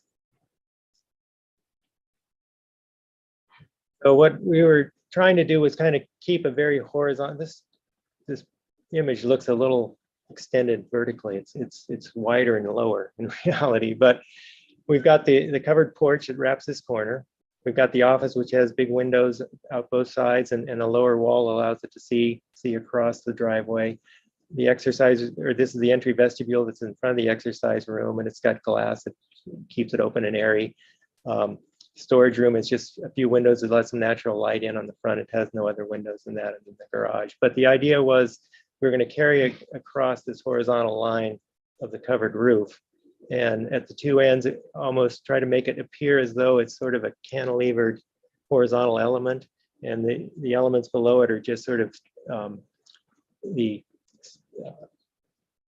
of disappear. And the focus would be on the fascia line going all the way across. And we ran it across, even though it's very shallow, across the storage area too, just so it would sort of give a scale to the lower level of the building. So it's basically got a very low pitched roof, almost flat all the way across, with just a couple elements of buildings that stick up to give it some interest and so on. Would be stucco. Colors would be similar to what are on the house. The stucco would be the same color. The wood would be a dark brown. Stone walls. Most of the stone is on the walls. There's a little bit around the sides of the house, but the house itself, or building, I should say, is mostly stucco. Next. This is just a sort of a 3D view of it, but the idea is showing the trees and how it articulates as you go. It's got the covered porch and the entry vestibule, the office, so on. And is there one more? No. So that's it. That's the presentation. Okay, very good, thank you. Back to the board for questions. Alex? Yeah, what kind of roofing are you planning? Do you say two-piece mission tile? I didn't say, but yeah, that's what the house has, and that's what we use. What's the pitch on the garage and on the office then? Because they look like flat roofs in the elevation. Well, yeah, I should clarify. The mission tile is going to be on the 4 and 12 pitches, or 3 and 12 pitches on the two elements that stick up. The flattish roof is probably going to have either a hot mop or some membrane roofing on it. And the fascia is really what we're trying to focus on for that part. It does show that it seems like the windows are recessed. Are you planning to recess the openings that they're doing? Okay. Mm-hmm. Other questions? So you don't have to remove trees for this site? I mean, all the photos have a lot of trees. Are you having to take Not removing any trees. We might be removing one where the office is. For the most part, the site is free of trees.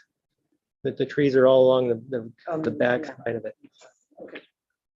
So then I guess my question is, you're talking about views from the office, but then looking at the photos, looking into the site, there are trees blocking that. So I guess I just want to make sure that, we don't give an approval and then have it built and then remove the trees that are doing the screening now. So is the owner, they resign themselves to the fact that their view won't be unobstructed down towards Goleta, and they'll have, I think they were peppers, it looked like, those will all remain as is. As a matter of fact, they're thinking they're probably not going to see beyond the perimeter wall. Yeah. But if I think with a low wall, they'll see across the driveway, they'll see trees, but that's going to be their say. Yeah. Okay. And do you have a survey showing locations of those existing trees across the drive, or? We have the survey. It's the last image there. All right, okay. It looks like There's some trees. gonna be- Yeah, it does look like there's two with centers on the building footprint. But I can't read what type of tree. Okay, so we just need some resolution as to, yeah, what trees are being, are surrounding the house, maybe a better graphic indication of existing trees and whichever trees are to be removed, type and size. Yeah. Any other questions? Okay, anyone from the public that would like to speak on this item, step forward or raise your virtual hand. See no hands, back to the board for comments. Ms. Grubb.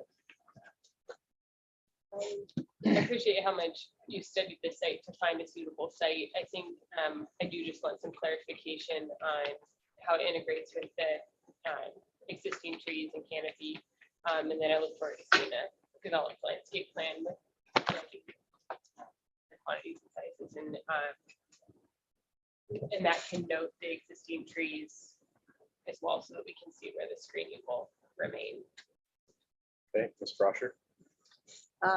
Well, it's interesting because it looks like another house, really, and I know your first interest was to do a barn, but then there wasn't an appropriate site, and a barn would look more massive.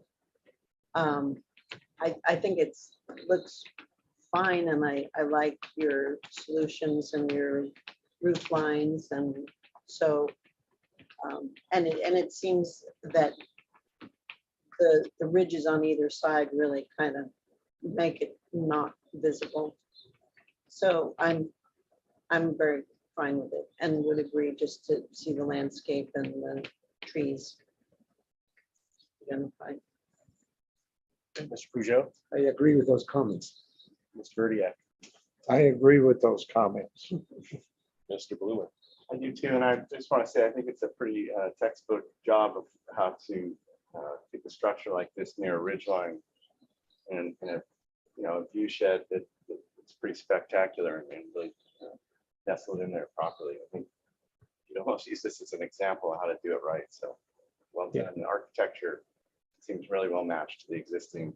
I was looking at the photos of the existing house. I think it's a very nicely done job. Thank you. Thank you. Thank you. I concur with all previous comments as well. And we're here for conceptual. And so I think it seems to me that we could return prelim final full board. All Okay. details, landscape stuff, quantity sizes, WELO calcs, all that. Okay. Okay. Thank you. Okay. Moving on then to item, how are we doing? Anybody need a break? Okay. A little 5-minute, 7-minute break. It's 10:38. We'll reconvene at 10:45.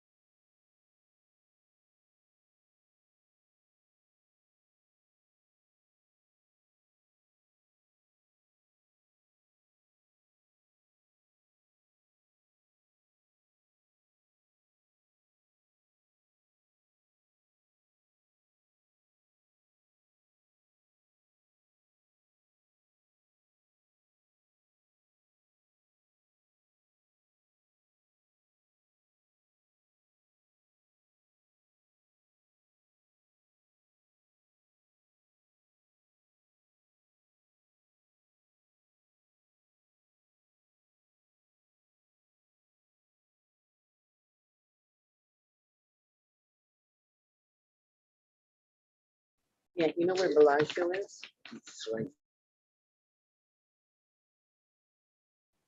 Reconvene the S-Bar meeting of May 6th with item number 5, the Turnpike Shopping Center overall site plan. Request of Katie Moses for RRM Design Group, architect for the owner, Turnpike Center LLC, for further conceptual review of an overall sign plan for the Turnpike Shopping Center, located at 183 South Turnpike Road in the Goleta area. Mr. Chair, I just want to point something out. I did receive my inbox this morning. This item, so I just want to pull that out. That's not something that was distributed. Got it. Okay, so I'll read through the planner memo. This is for conceptual. Planner's comments are as follows. Please Mr. Chair, excuse me, this is Cassidy, the planner. Can I make a quick comment?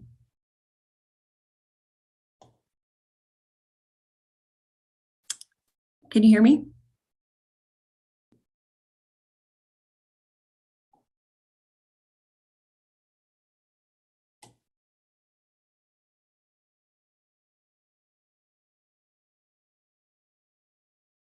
I can't hear anything from my end.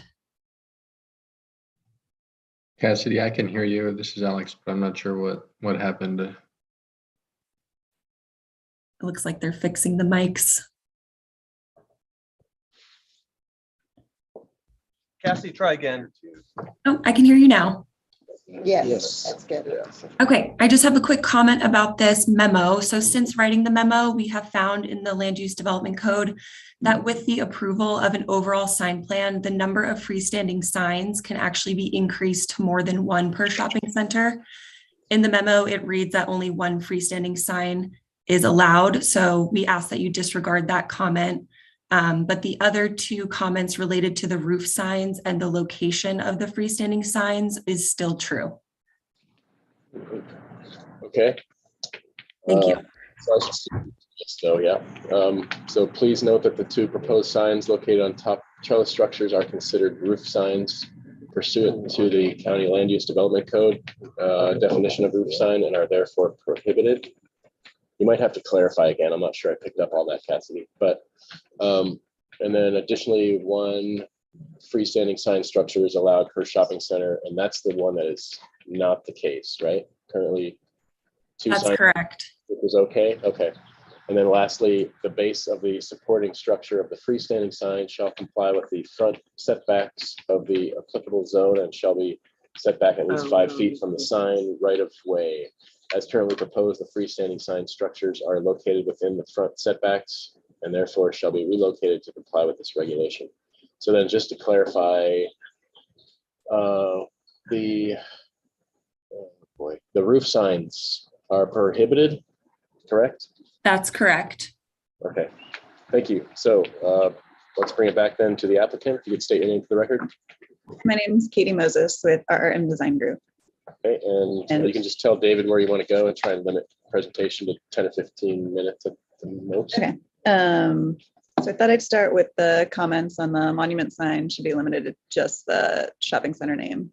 So we did address that comment. I think. Excuse me, is that mic working? Yeah, and can you speak up? Yeah. Is that any? I don't think the microphone's doing anything. The microphone is not, it's for the basically the people Yeah, we're just at messing. home. Yeah. So they're having, so I just want you to keep that in mind because.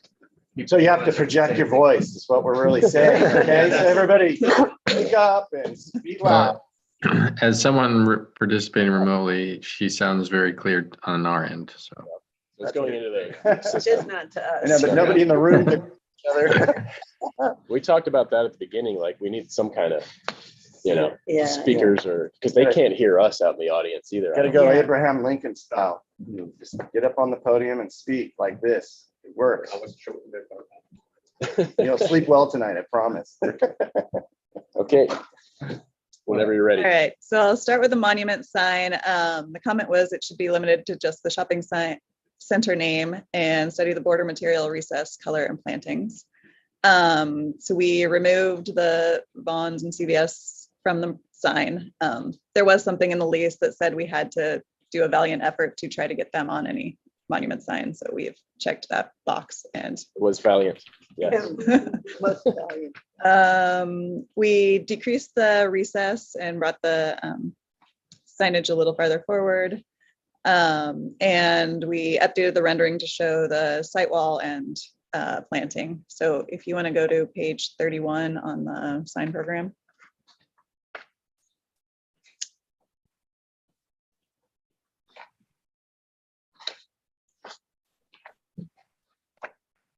And there's the rendering. It's a low site wall. I think its max is about 32 inches high at the other end, but it's around 2 feet at the corner. And then we've added a note on, I think the next page, we have a detail of it.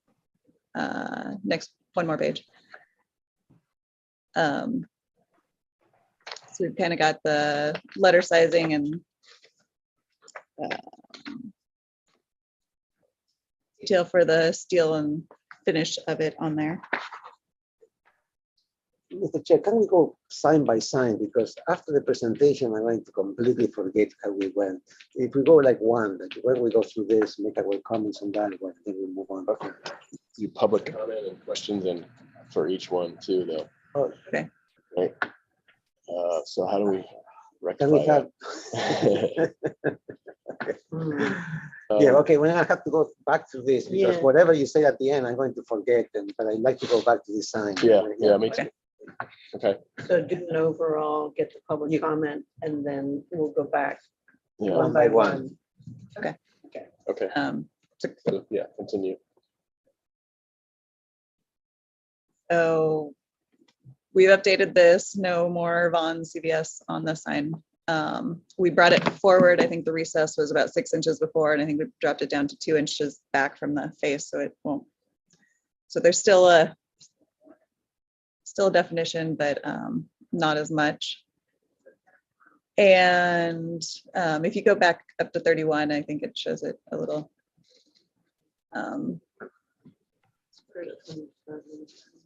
Better, we've got the max sizes on there. Powder coated steel, ground mounted LED lighting. And so we can come back. That's at 2 locations, that same. Yes, so if you scroll down to the next page, we've got one on the corner of Turnpike and Hollister, and that's what the view is showing. And the current building at Turnpike and San Simeon, that one has a couple open lease spaces, so the owners are looking at updating that in that corner. So we would like to propose a sign at that corner as well to go along, redoing that wall and adding landscaping along San Simeon. Okay, let me just pause for 1 second. Alex, I think maybe, I mean, would it help if we ask questions Okay, where we go? for each sign? And that way, once we get back to, we can do public comment and then do comment for each. Okay, so how tall are the letters of, let's say, Turnpike Center on these monument signs? Okay, what size location? What sign, what size letter are we talking about? We did not say on here, I believe it should be about, oh, they're 12-inch letters. 12-inch letters. So then, Is that sign illuminated? It'll be some ground mounted LED lighting in front of it. Uh-huh. So it's not internally so illuminated. the height is 6 feet? Yeah. Is that right? But the letters are only 12, it doesn't look to Yeah, scale. it doesn't look what to you're scale. And so what's the 6 feet by, what's the width? 16 foot. Okay. But that drawing doesn't reflect those proportions at all. Those letters The are letters larger. couldn't be 12-inch if the sign. Okay, we can double check that. They look more like 18. Yeah. If not more. More. And these are reverse panel letters, like pin mounted with the halo light behind, or how does it work? I think we were talking about doing a plasma cut letter out of Corten steel. And the light coming from. And the light coming from the face of it Okay, I see. in the planting in front. And I take that back. That's a 5-foot dimension right there for the. Okay. Is it going to, you're just gonna let it rust or you're gonna paint it? I think we're gonna let it rust. So on the rendering, it shows 6 foot max, right, and 100 square feet max. Is that part of the sign plan or program, I guess? Yeah. Those are the max. Okay. All right. Yeah, so I think it's to scale. I think it's just a 5 foot, and then we're 10 inches off the ground, and 10 inches on the top. Okay. Other questions on this sign? Okay. Go ahead, please. Okay.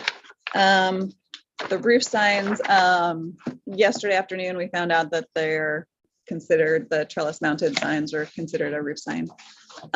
So we are addressing that.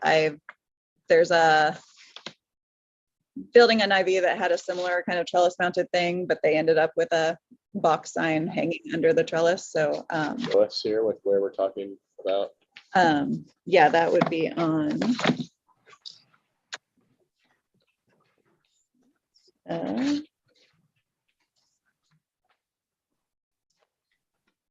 We've got it shown on sheet 22.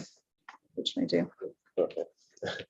Can you go back real quick? I just had another question about this other one. You mentioned that, so what is the, so you have the cutout, right, for Turnpike Center, and is the whatever's behind that, or 10, is that immediately behind it, or is it recessed also? I think it'd be immediately behind it. Okay, I was just thinking about the light shining through it and creating weird shadows. I think it'd be. Okay, that's a good workout. And then, sorry, what is behind it?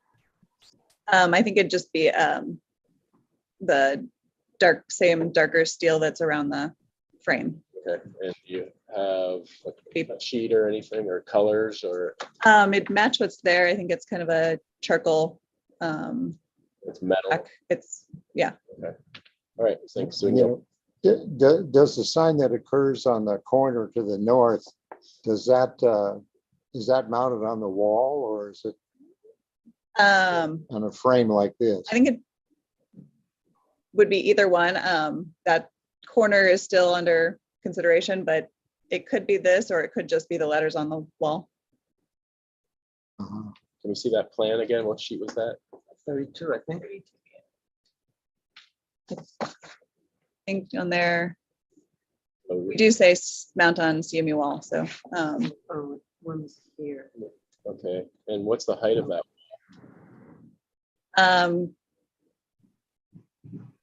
It wouldn't be more than 4 or 5 feet, so it'd be fairly low. Okay. Well, that couldn't be illuminated then, could it, if it's just right about, is there a planter there, or? Yeah. That's what we're proposing. Currently, there's not. Okay. Currently, it's a large green concrete area. So, just a question here. If you go back to the previous picture right here, previous slide 31. There. So the sign itself is 6 feet, or we put 6 feet max, but the detail is 5 feet. So we can. But there's a wall that it looks like about, I don't know, 3 feet or so, and then that sign would be on top of that wall. Yeah. That's not shown to scale then. Yeah, if that man in the drawing is 6 foot, he's way taller than the way that sign is drawn. I think the wall below is 2 feet. The wall is 2 feet? The retaining wall. Yeah. But it's the sign all itself. together it's 7 feet. And if you look, the sign is set back about 10 feet from the person walking. But I think it's the sign itself that can be up to 6 feet. Yeah. Well, yeah, I'm Not just saying with the it- wall. Yeah. From the ground. From the ground to adjacent surface. Yes, I guess we need a section just to clarify exactly how the sidewalk, the wall, the foreground, the sign, dimensions, something like that. So we know what we're approving. Okay. I mean, that sign is drawn to about 4 feet. or less? That's the way Um, it's on there. yeah, because it's essentially the sign from the bottom of the rust color to the top is about 4 feet because it's a 5-foot sign that's set about a foot off the ground.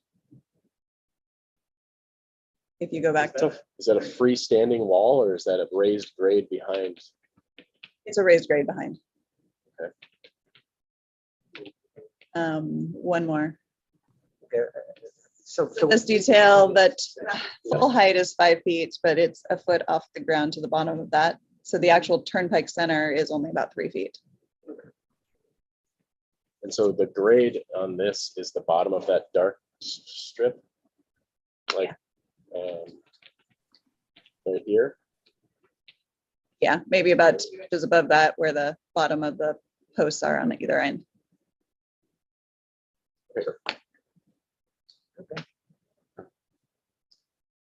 Okay, moving on to the roof signs then. Let's. Okay, so I think that was 20, 22, Oh, there's 22. let's go detail.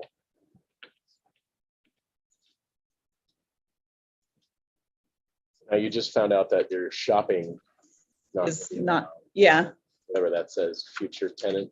Yeah. will not be allowed to come Yeah. back to us with a alternate, yeah, which will likely just be a sign box. more like bakery. Yeah. But question on that. Some of these signs are individual letters, which are probably more attractive. But if you have to hang a box, then it's a different story, right? Like it would be more, Yeah. still like I think the box would be a little more cohesive if we had a box for each one. It's well, it's common. You see it a lot. Yeah. Yeah. Yeah. Okay.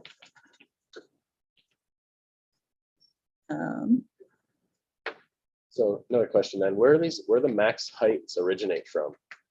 It's part of your program, right? Where did that number, I mean, it seems massive. That's from the, I think, county sign ordinance, but I think we shrank it some. So I think on the, I think the next one, next comment was signs generally appear too large, study appropriate proportions for each facade.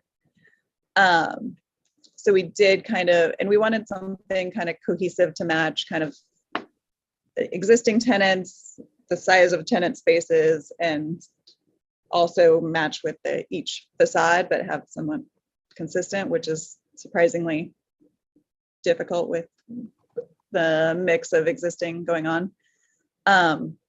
So for that, the existing bond sign is just shy of 6 feet. So we broke out a separate anchor tenant sign for that space to keep their existing 6-foot sign. And then took it down to major for CVS and Fitness 19 and shrank those signs down slightly. Find a, so bonds is on sheet 18. So this one's been renamed to Anchor to maintain the 6-foot, and they are currently about 72 square feet. And that's only applicable to the bonds. If you go to the next page, we broke down to a major tenant, which includes CVS and Fitness 19. And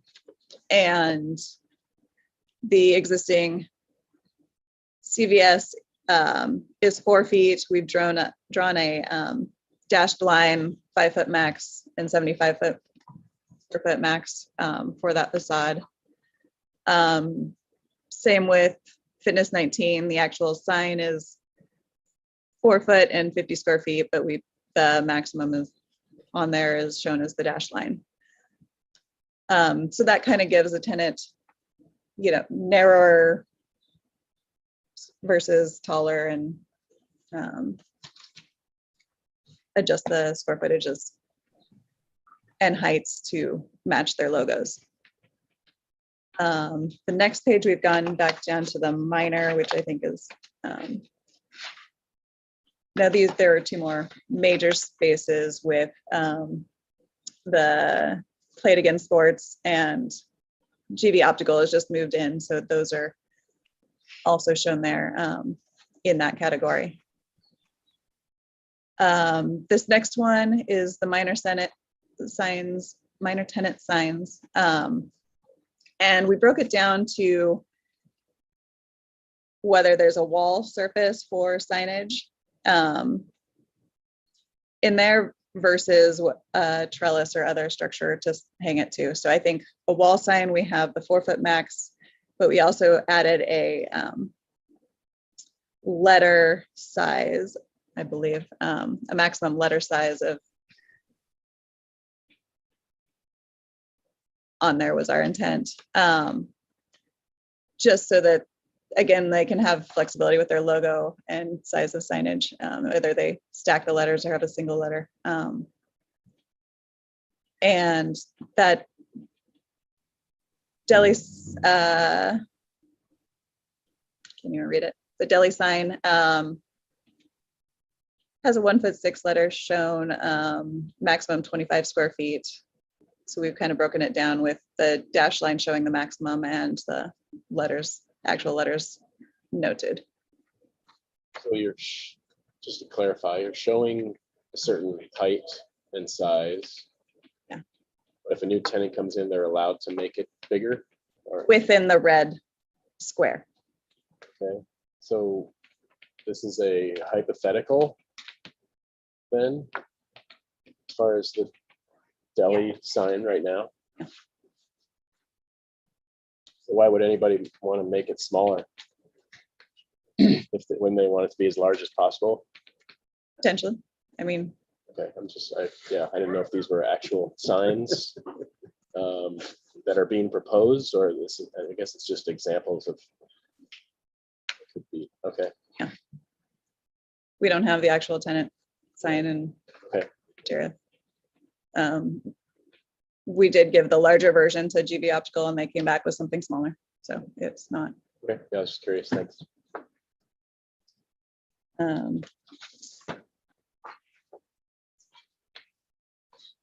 And the next comment was need more information on how the different signs would fit on the different building facades. So we have added, the previous pages that we just looked at had the additional frontages shown. And if you go to the next page, this is showing the other spaces on the corner building. And the following page, you can scroll down to the next one. This is showing there's some smaller spaces next to Vaughn's with that option there on size, maximum and height and maximum square footage, shown with the red dashed line. Next sheet. This is that corner building that may get some additional treatments to the elevation because there's some vacancies on there. So we're proposing maximum sizes for those future tenants on there. And the next sheet. Yeah, that's a good question. Are those considered roof signs, the ones that are on the eaves that we just looked at? Go back. Go back. Yeah, so those will be addressed in our next one that will likely be hanging down from the. It will be different, they will be below, not Yeah, above. yeah. And those are on the canopies, is that what they are? That's what we had proposed. This one doesn't have the canopy yet, so it would be kind of the existing, we'll show the existing hanging with a box, sign box hanging down from the mansard overhang. This one, we just showed what was existing at Rusty's. And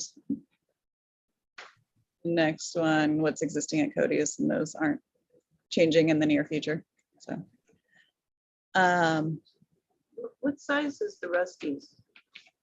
I don't know. Do we?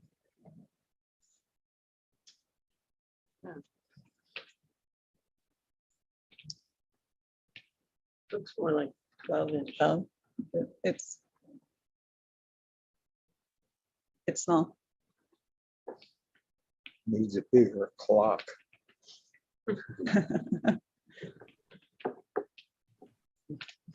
The next sheet, yeah, there. We've also proposed an under canopy sign and have shown locations of the options for that.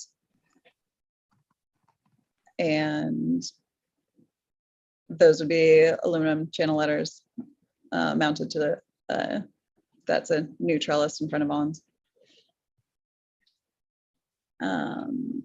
And I think the next one that has detail of it on the potential mounting of it.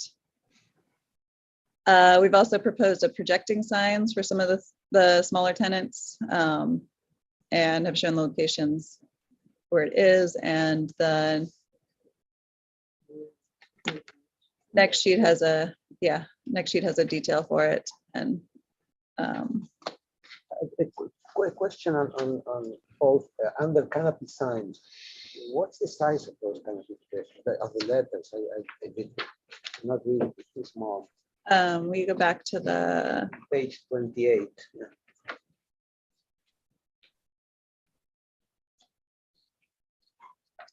What is that size? we showed 2 foot max. Good max.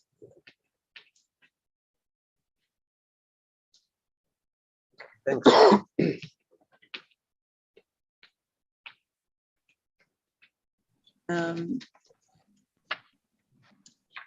So then the projected sign, those are 16 inches tall, so for the frame by 3'4". So those are fairly small, kind of typical wall hung sign. Then we're back to the monument sign, and that is all we have for the.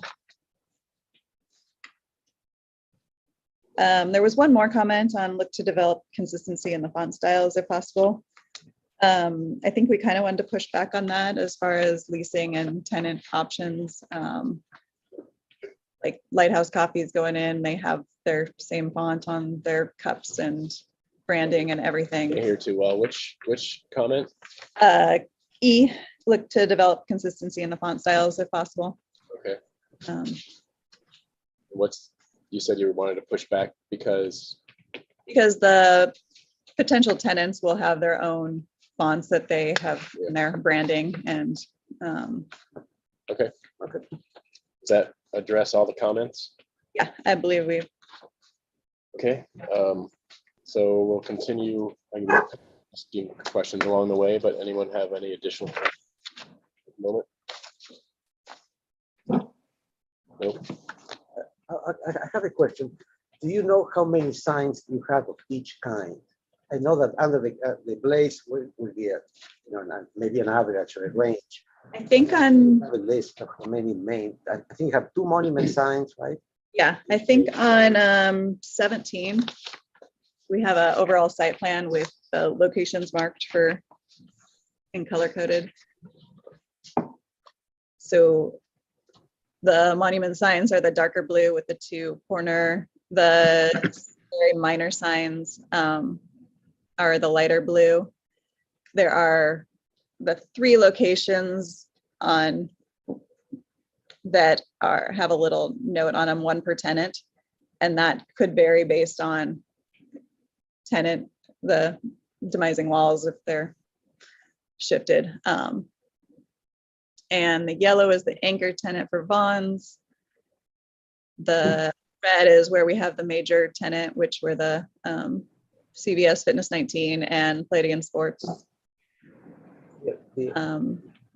And the green are the tertiary signs, which are the projecting signs. Any other questions? No. Anyone from the public that would like to speak on this, please raise your hand.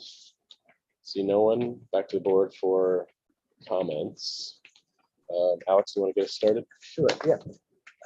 I think that this is a good start. What I would like to see is like a description, like the program consists of A, 2 monument signs, B, 1 major tenant, C, 3 minor tenants or 4, or it can be a range, 3 to 5 or something like that. And then you go down the line, and then we have these trellis signs or under the canopy, or whatever it is, and you give it between 10 and 15 of those, and so forth. So we have, you know, a number. And then we really need to get down to the specifics. We start talking about the monument sign, and I think we made some comments already. We'd like to see more of that. I would like to see specifics on all of them. And I agree with the comment about the not to standardize all the lettering or even the sizes. I think it's a mistake when people do that. They call the boxes the same because the businesses are not the same. They try to be different from each other and try to make, you know, it goes against, you know, the intent of the sign itself. So I agree with that. But I believe that I was looking at all your signs, your specs. I went to the local shopping centers and started looking at how big are these signs. Like for instance, Macy's. Macy's, you see from State Street, you see Macy's. It's a big sign. It's only 4 letters, so you don't have to be that big. I believe they're about 24 inches, maybe 30 inches, perhaps. Macy's, like big.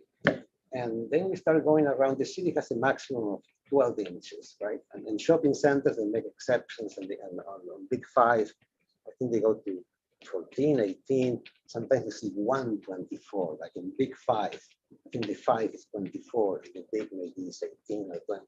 So anyway, I'm thinking of that, and then I see your numbers of 4 feet, 6 feet. And I go, oh man, like I'm trying to figure out why is it so necessary.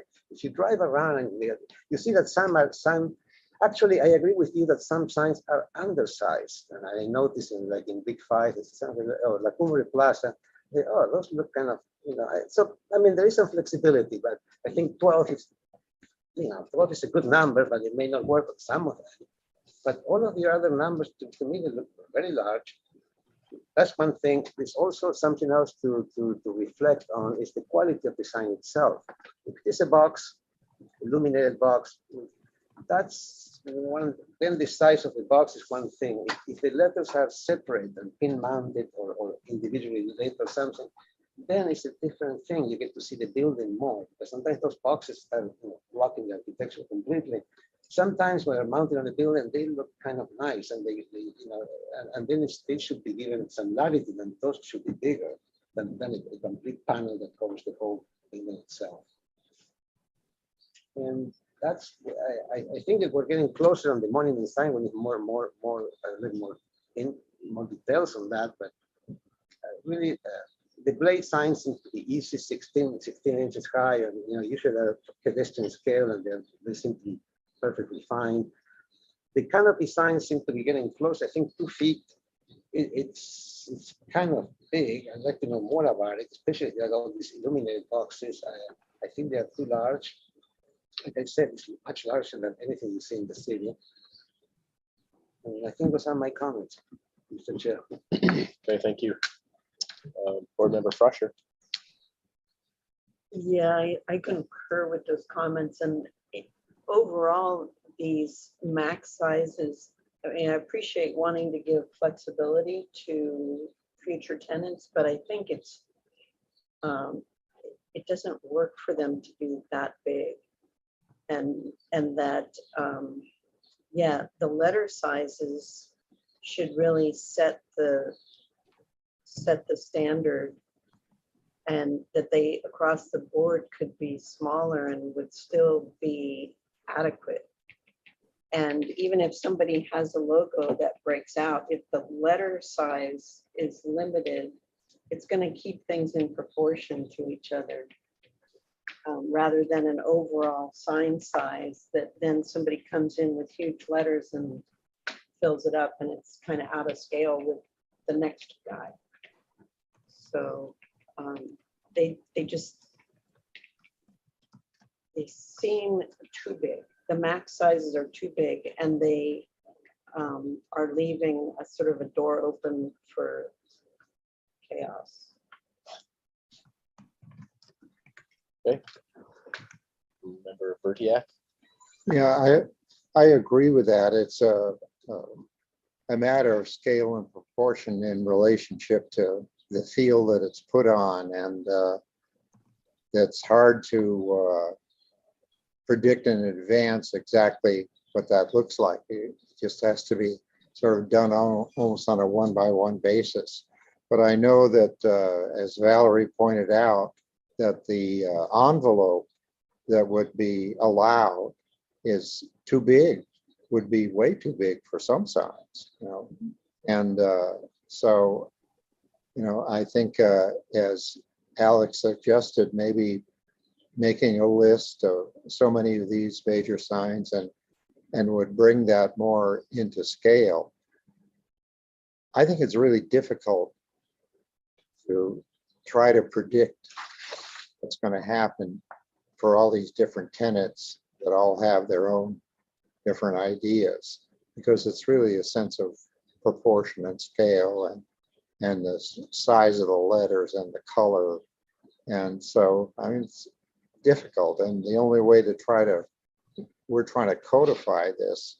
And it seems like we would have to do that, you know, so many major signs, so many, you know, and just list those and try to put a scale on it, some sort of, you know, size to that particular category. Seems like that's what we should do. Okay. I think that's why we were asking for each location, because certain size may be okay on one facade, but it might be too large for another. So Mike, I have a quick question. What percentage of tenants are defined currently? Like, couldn't you come to us with real, I mean, you have a few like bonds, for instance, and some of those are, but what percentage of the center is defined at this point? I think all of the large tenants are defined except for Play It Again, maybe moving within the center. Seems like it would be beneficial then. I mean, for example, one of them says deli something, the other one says cantina. If you already know what tenant is going to be in that space, why not? Jersey Mike's is going in deli, and yeah, so why are we seeing Jersey Mike's then? I mean, we probably should, that would get us that much closer to being able to understand how each of these would look, as it's the actual tenant. I think that would be extremely helpful. Anyway. My comments just building on everyone else's, but I think the renderings for each location should reflect the maximum you're asking for, and not the whatever the signage designer was showing. Yeah, because it's more like, well, that looks pretty good, but then you realize that what it could be is way bigger. If you drew it at the max, you might. We kind of showed what we have on there as the max. I would show it as the max you're asking for. Otherwise, reduce your max to what you're showing in the renderings. Yeah, and I think what we're saying is the max is too big on most of these. So I think you need to reduce your max sizes for a lot of this. And it is true, there's some building facades where it's a narrow gable, but it's got the 5-foot max. It's gonna look crazy if somebody comes in and goes for the ultimate size in a narrow facade like that. I think our just thought was they'd hit the maximum height before they'd hit the maximum square footage. So it'd be proportionally, it'd be different. Mr. Bloomer? Yeah, I had to do a sign program similar to this, and I think the suggestions you guys are making are kind of in line with how we have approached it. I mean, I don't really have much to add to it. Do you kind of have a tenant inventory on the last sheet that? I think the idea is to think about this in perpetuity, because the tenants are always coming and going. So creating these definitive kind of parameters. It really serves the ownership too and expedites future projects that, or sorry, future applications for signs. Makes it easy to prove. So Can I add something? So, the chair, yeah, I'm not sure if the board shares this, but I think that cutout letters should have a different standard than big panels, but boxes. And like exceptions to this maximum should be done, like for instance, the symbol. The symbol sometimes is bigger, exactly. like Target, for instance, the Target on La Cumbre, it's a big, 30 inches or so, something like that. Whereas the letter is a lot smaller. And sometimes I saw in Hobbit, the Hobbit, you know, like the H is bigger and the H is bigger than the rest. But I mean, they could set some standards, some parameters where one letter can exceed this, but you know, you have to really codify this a little bit more to allow flexibility. yeah, that's kind of what I'm saying is that your job is when you put a document like this together to predict the outcomes that are coming and you know, corral them for all future users, like creating rules. You really don't have to, then that way you don't have to show a Jersey Mike's sign. It's just that's this type of sign and it can, in this location, it can only meet these requirements and they're listed out. It's a much easier task. Yeah, like I said, some exceptions as to, you know, maybe the logo can be a little bit bigger, maybe the one letter can, you know, because the logo sometimes has a huge letter and everything small. And Yeah, so and you it's have to- actually more interesting that way, Yeah. you know, to let the logo have a. Just suggest something too, that I don't know who's packaging this up. I mean, the sign person has kind of their purview.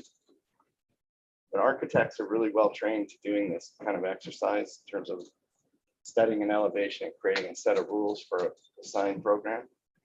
And I know there's an architect attached to this. If they're not looking at this, it might be an advantage to have them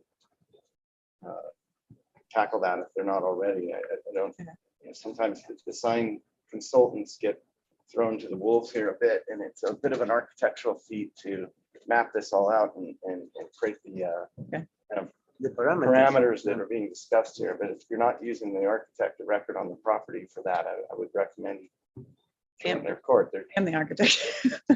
Oh, you're with RRM?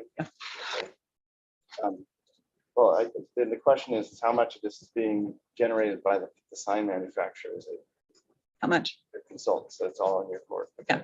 Then I would lean back on your expertise there, architect.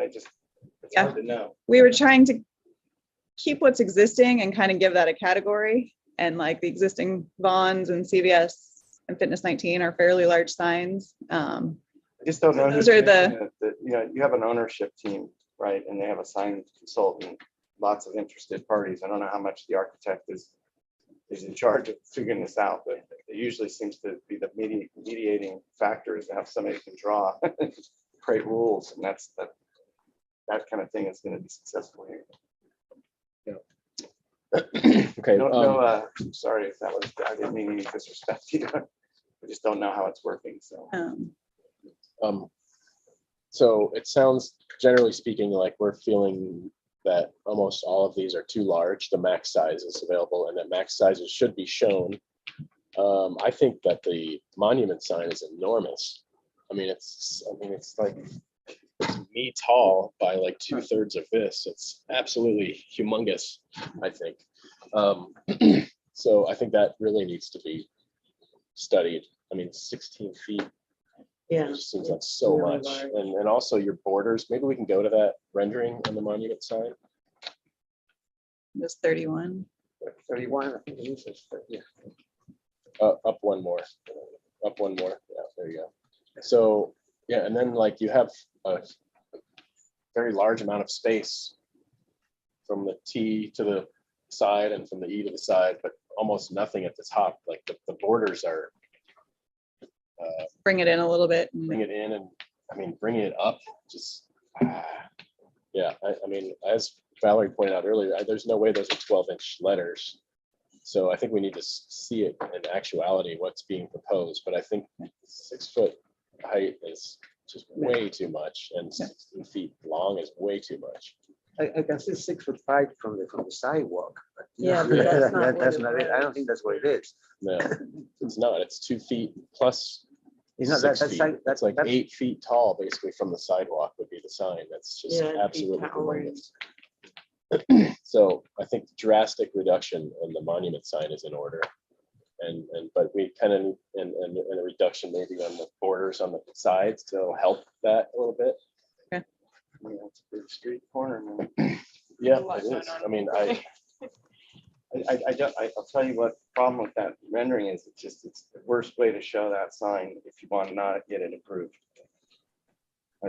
Like you guys have the technology and ability to show that more accurately what it's like in that neighborhood, and that's a front and center kind of like worst case scenario view that you don't only get if you got run over by a car doing. Yeah. Right? So Living- not really demonstrating the full scale of that thing in context. you might consider a photo sim instead. Yeah, or because you already have it built, and you've got lots of planting in there, and I think instead of just jumping right to making it smaller, you might want to improve the presentation of it, see if you can save your, because if it gets too small, And it's it's dangerous for people in cars to be looking at signs they can't read. You know? No, it seems to be like the monument sign is the one that you should be able to read from the highway. Yeah. But to pretend that some kind of business in the back, those, you know, like you won't be able to show the ones in the back of the parking lot. They will not be able to see from Hollister, you know. Right. That would be. I'm just talking about this one. Yeah. And I've been driving by this a lot recently, and I think the improvements to the center are amazing. Like it's a beautiful transformation. You guys have led into that, and it's a really nice improvement. It's kind of changed that whole area. It's beautiful, especially the sculptures of the rabbits, and it's all the interstitial elements you guys have done. You've done a really nice job of making that into a beautiful place. Okay, so we've been on this 45 minutes. Let's, I think, Alex Tuttle, are you clear on comments, or do we need some clarification? Well, I could read to you what I got and see if this covers it. I heard a lot of different things, but I'm not sure I captured it all. Need clear description of sign package describing the different sign types and quantities. Most of the sign and letter sizes appear too large. Size of monument sign appears excessive. Restudy borders. Different font styles is acceptable, but considers consistent letter sizes to be proportionate. Renderings for each location should depict maximum size being requested. Look to reduce maximums where possible. Set parameters to allow flexibility in certain cases, such as logos or single letters. Yeah, perfect. Sounds good. Yeah. Yeah. So how about I think the one missing about pin-mounted, individual pin-mounted letters should have a different size limit than boxes, panel boxes. I'm not sure if I'm clear. Like I hope, is that a good term, panel box or cabinet? Yeah. Sign cabinet. Sign cabinet. Yeah. Okay. Okay, good. Thank you. Would we be able to Further conceptual? preliminary? I think further conceptual / preliminary. Well, wait, so this is an overall sign plan, so doesn't it need to go to the We need to go to zoning administrator. zoning administrator, I think, before getting preliminary, if I'm not mistaken? So what we'd really want to do here is get the project to a point where it's ready for preliminary. Then you go get your overall sign plan, and then you come back for prelim final. Got it. So I don't think we're there yet. So I think we need further conceptual then. Maybe bring some photographs of signs that work with dimensions, because this rendering technique is too vague, and it leaves it to us to imagine something that seems way too big. So, but there's plenty of examples around town of ones that are just right, too big, too small. And you can determine. Are you talking about from anywhere in town or from Yeah, this I mean, it center? can be other shopping centers, it can be even in town, but Lighthouse is already up, so I mean, showing that as an example, so we can just see. And Lighthouse is fairly large, so That's what I'm saying. That it kind of works. And And showing that in context, I think it's gonna resonate more with Yeah. the designer. You're gonna have a better chance of keeping your design on track. Not having to change it. All right, good. Moving on. Thank you. Item number 6, the Pennington. Let's see. So it's 11:30. So, sir, you've been here for quite a while. I'm thinking we might not get to your project, sir. Yeah. You're number 8, right? We're just starting numbers. It's the public, they're 4-8, yeah. Oh, just public comment for number 8. I'm sorry, David, this computer has a lot of issues. Well, let's do one thing at a time here. So we may not get to number 8 until after lunch. When's your lunch? In about half an hour.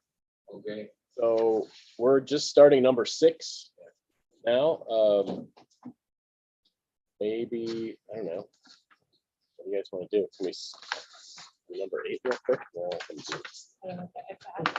Yeah, it doesn't work. So, I mean, just so that you're not waiting around too much, I think it's probably going to be a good 2 hours Okay. until we get to that item. Hour and a half. Hour and a half, 90 minutes from now. So Okay. if you came back at, How's that? yeah, come back at 1 o'clock, 1:15. All right, that's good. Make sure you come back, because we're not gonna start without you. I'm serious. Want to make sure our public. I mean, the other come thing to see is, us, Get their. you know, I mean, he could write a letter, right? If he didn't want to come back. We'll see you. Thank you. Okay. All right. thank you.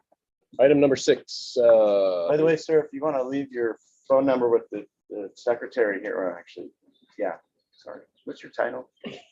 Not the secretary. You don't The have- boss, with the boss. The boss man here. That way, That's okay. he can call you and get you in Yeah. here if we start moving. Or you can go to lunch with us Yeah, you're welcome to join us. and you'll know when we're back. How long do you break for lunch? About 45 minutes to an hour. Yeah. Yep. Bring us dessert. We like chocolate. We have a lot of good jokes. Do an Italian lunch. We'll be back around 6. Yeah. We'll resume this 11. Siesta. All right. Pennington Gamble Residential Additions, request of Jonathan Villegas, agent for Skylar Gamble, for further conceptual and preliminary review of a 2,111 square foot remodel to the existing residence and garage, 126 square foot addition of 264 square feet, carport, and replaced hardscaping. No grading. This is located at 932 Cheltenham Road in Mission Canyon area. And do we have the applicant present? Please state your name for the record.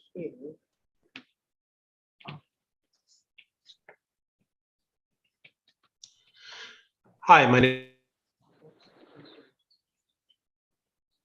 Might need to do that again, Mr. Villegas. My name is Jonathan Villegas. Can you hear me? Yes.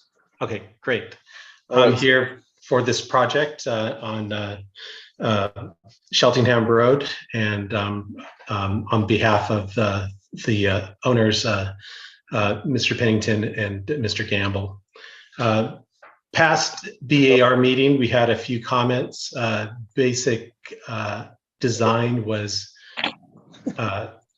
Mr. Villegas, I need to read through the comments and the planner memo first, and then I'll hand it back over to you. Sorry about that. Okay. All right. So comments, planner memo first, or does it matter? Doesn't matter. All right. So SBAR comments from last time, which we heard June 4th of 2021, were as follows. A, study ways to incorporate additional landscape screening along driveway and in front of newly proposed fences and courtyard area. The board is supportive of a modification to reduce the front yard setback to allow a carport if a good landscape plan is incorporated into the project. C, consider reducing size of fenced courtyard to allow additional space for required third parking spot. Those were our comments. The planner memo from Steve Connor reads as follows. I already read the description. The project is a request for a modification to reduce the current 50-foot from the street center line setback, front yard setback of up to 5.5 feet to allow construction of the carport. The project received conceptual review by our board On June 4th of 2021, our board recommended the applicant return for further conceptual and preliminary. The applicant is requesting preliminary final. The board provided comments and suggested the applicant study ways to incorporate additional landscape screening along the driveway and in front of the newly proposed fences and courtyard area. The board was supportive of a modification to reduce the setback if good landscape plan is incorporated. The board also commented that the applicant consider reducing the size of the fence courtyard to allow additional space for a required third parking spot. Please consider a discussion and comment on the findings required for the modification. The project is consistent with the. Yeah, you don't need to read through all those. Really, the one finding I think you all are pretty familiar with these days with modifications is that it's minor in nature and results in better architectural or site design. Got it. Or greater resource protection. Thank you, Alex. So, Mr. Villegas, back to you. If you want to continue with your presentation, tell David which page to go to and try and limit your presentation to about 10 minutes.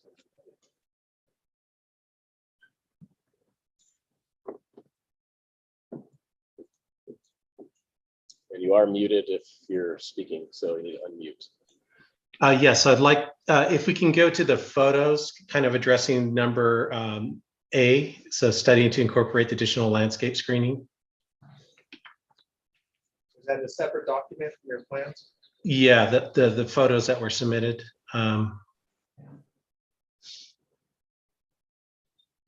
So from the first time? Yeah, from the first meeting.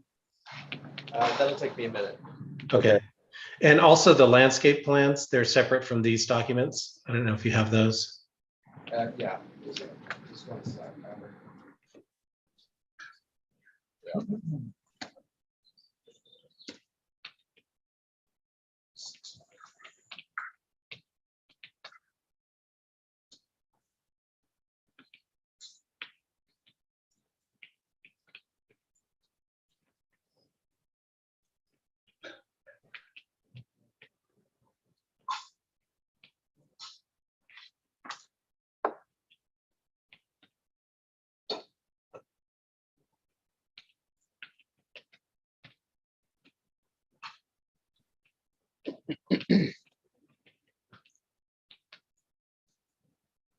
There aren't any photos in the file from last year.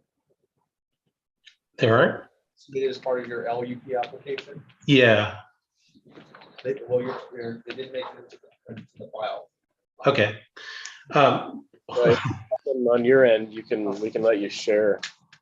Although, are we here for? Yeah, we could.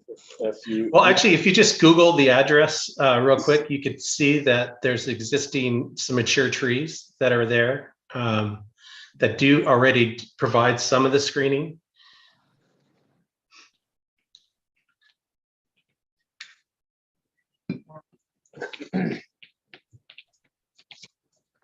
It's 932 Cheltenham.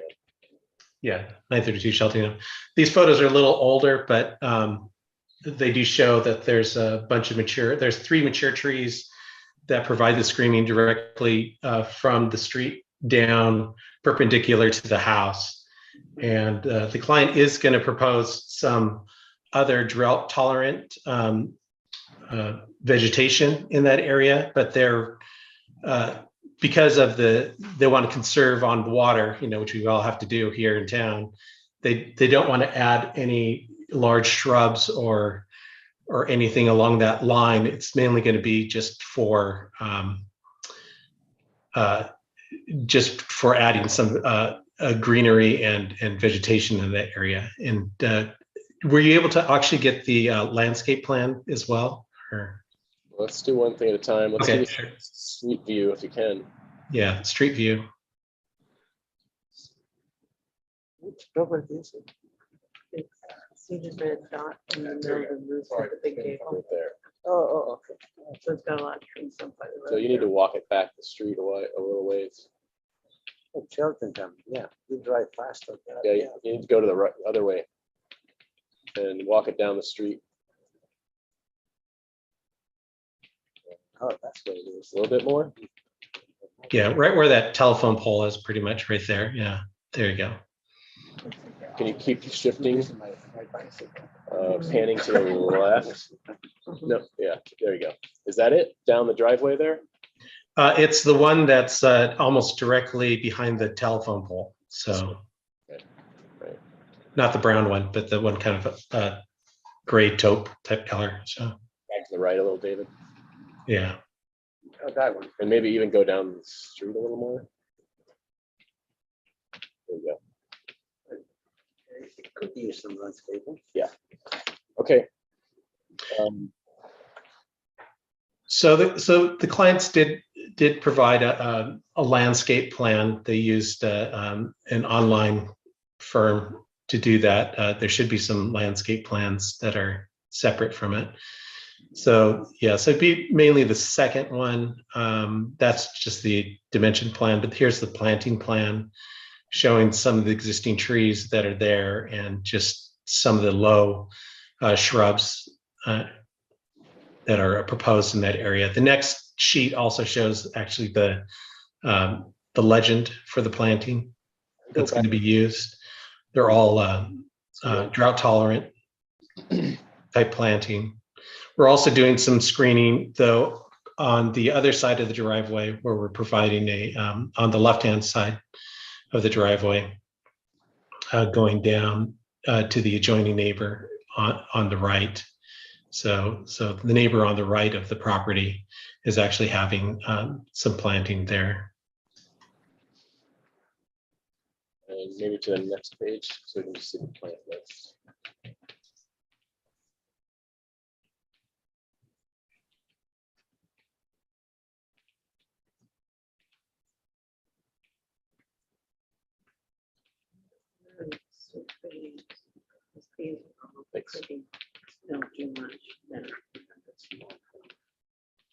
Okay. What else do you want us to see? So that addresses that a little bit. I do want to mention that we did get it was approved, I guess, for the modification for our carport, or at least it's deemed that it's acceptable. We did change the courtyard a little bit. So if you actually look on our plans on sheet number A0.3, you can see the site plan there. So we don't have a closed-in courtyard anymore. We kind of made it more revealing and allowed it to have 2 additional car spaces.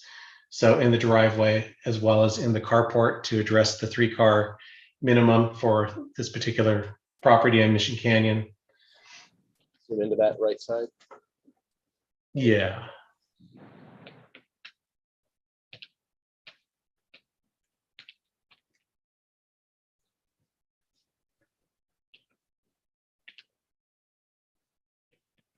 And one other thing I wanted to mention too, on this plan, you can see it also on the floor plan more. We did add from the last meeting, we did add a little bit, about 31 square foot addition for the entry area, just to make that entry a little bit easier to get it in and maneuver, and also provide a closet for the clients. So we did add that part in there.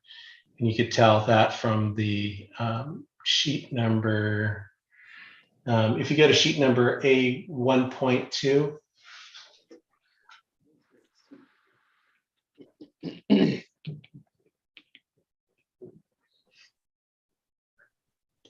so on the upper level proposed plan, the only change we added really was just adding that exterior little addition right there.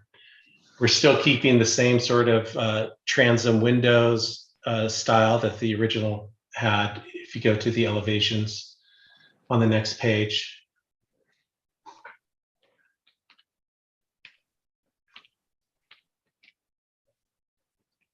You could see on the west elevations, the bottom elevations there, we're kind of mimicking the trapezoidal window with the fixed pane below like the original had. The only thing is that we're pushing the garage, the entry door to the side of the building. So, and that you could see from the north elevations.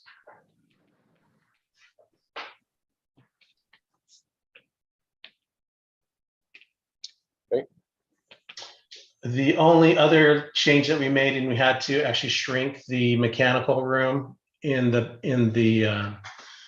the east elevation. So now it has doors that are showing opening in from that side rather than opening in from the deck side view, just because we couldn't get it enough room to put an FAU and a tankless water heater in there.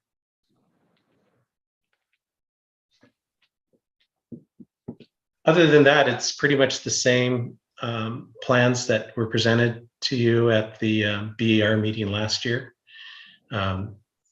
Same standing seam metal roof, the lighter plaster color, and we're keeping the windows and the doors the same frame color, just because it would be cost prohibitive to change them all out to a darker color.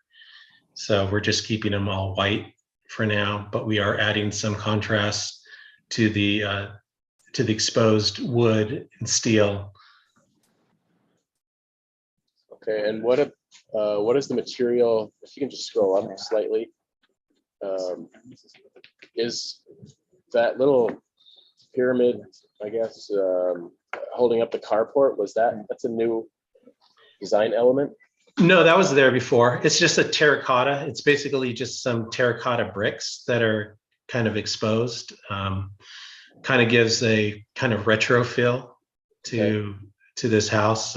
Something the clients asked that I incorporate into their design. I believe they were also on the previous design element from the last meeting. Line towards the back on the right side of the north elevation, same material. Same material, so it provides screening, and also it provides some safety, because you got a large drop off there to the rear yard. From that point, looks like. Do you have pictures of what that looks like? I do. I think we don't need it now. I would say bring it for final. We're going to want a spec on that. Yeah. Okay. Okay. Anything else?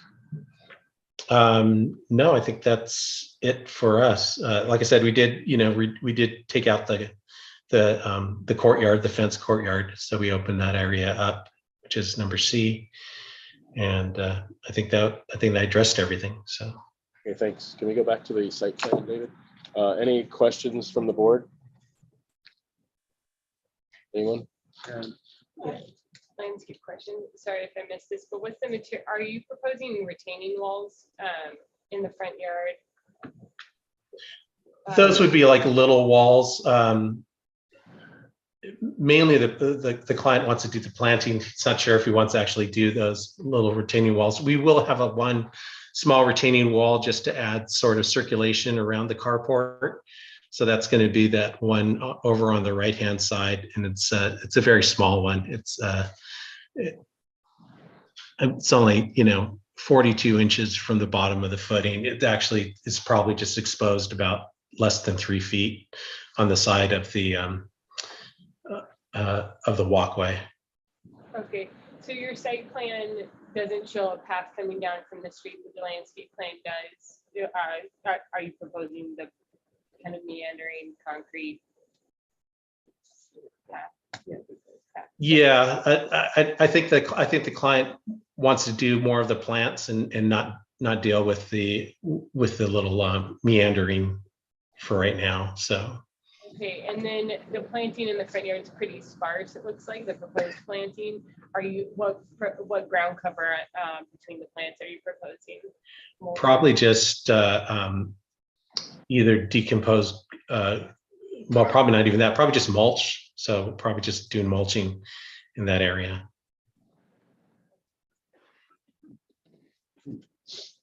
Okay, other questions? Yeah, it's not really a question, but I think I know the answer. Do you have to back into Cheltenham Road? Is that the way, back out into it? Is that the way to get out of the parking situation? Of your parking spot? Yeah, unless there was no parking in those other spots, they could always just back out like a hammerhead right there into where those other spots are and then get out. So. Right. Any other questions? Okay, is there anyone from the public that would like to speak on this item? If so, please raise your hand. Okay, see no hands, back to the board for comments. Mr. Verdiak? No, I have no comments. The project looks okay. Competent. Okay, Mr. Fujo? I agree with the architecture. I think it's well defined, it's well done. The landscaping, I'm not sure. Yeah, we'll get to that.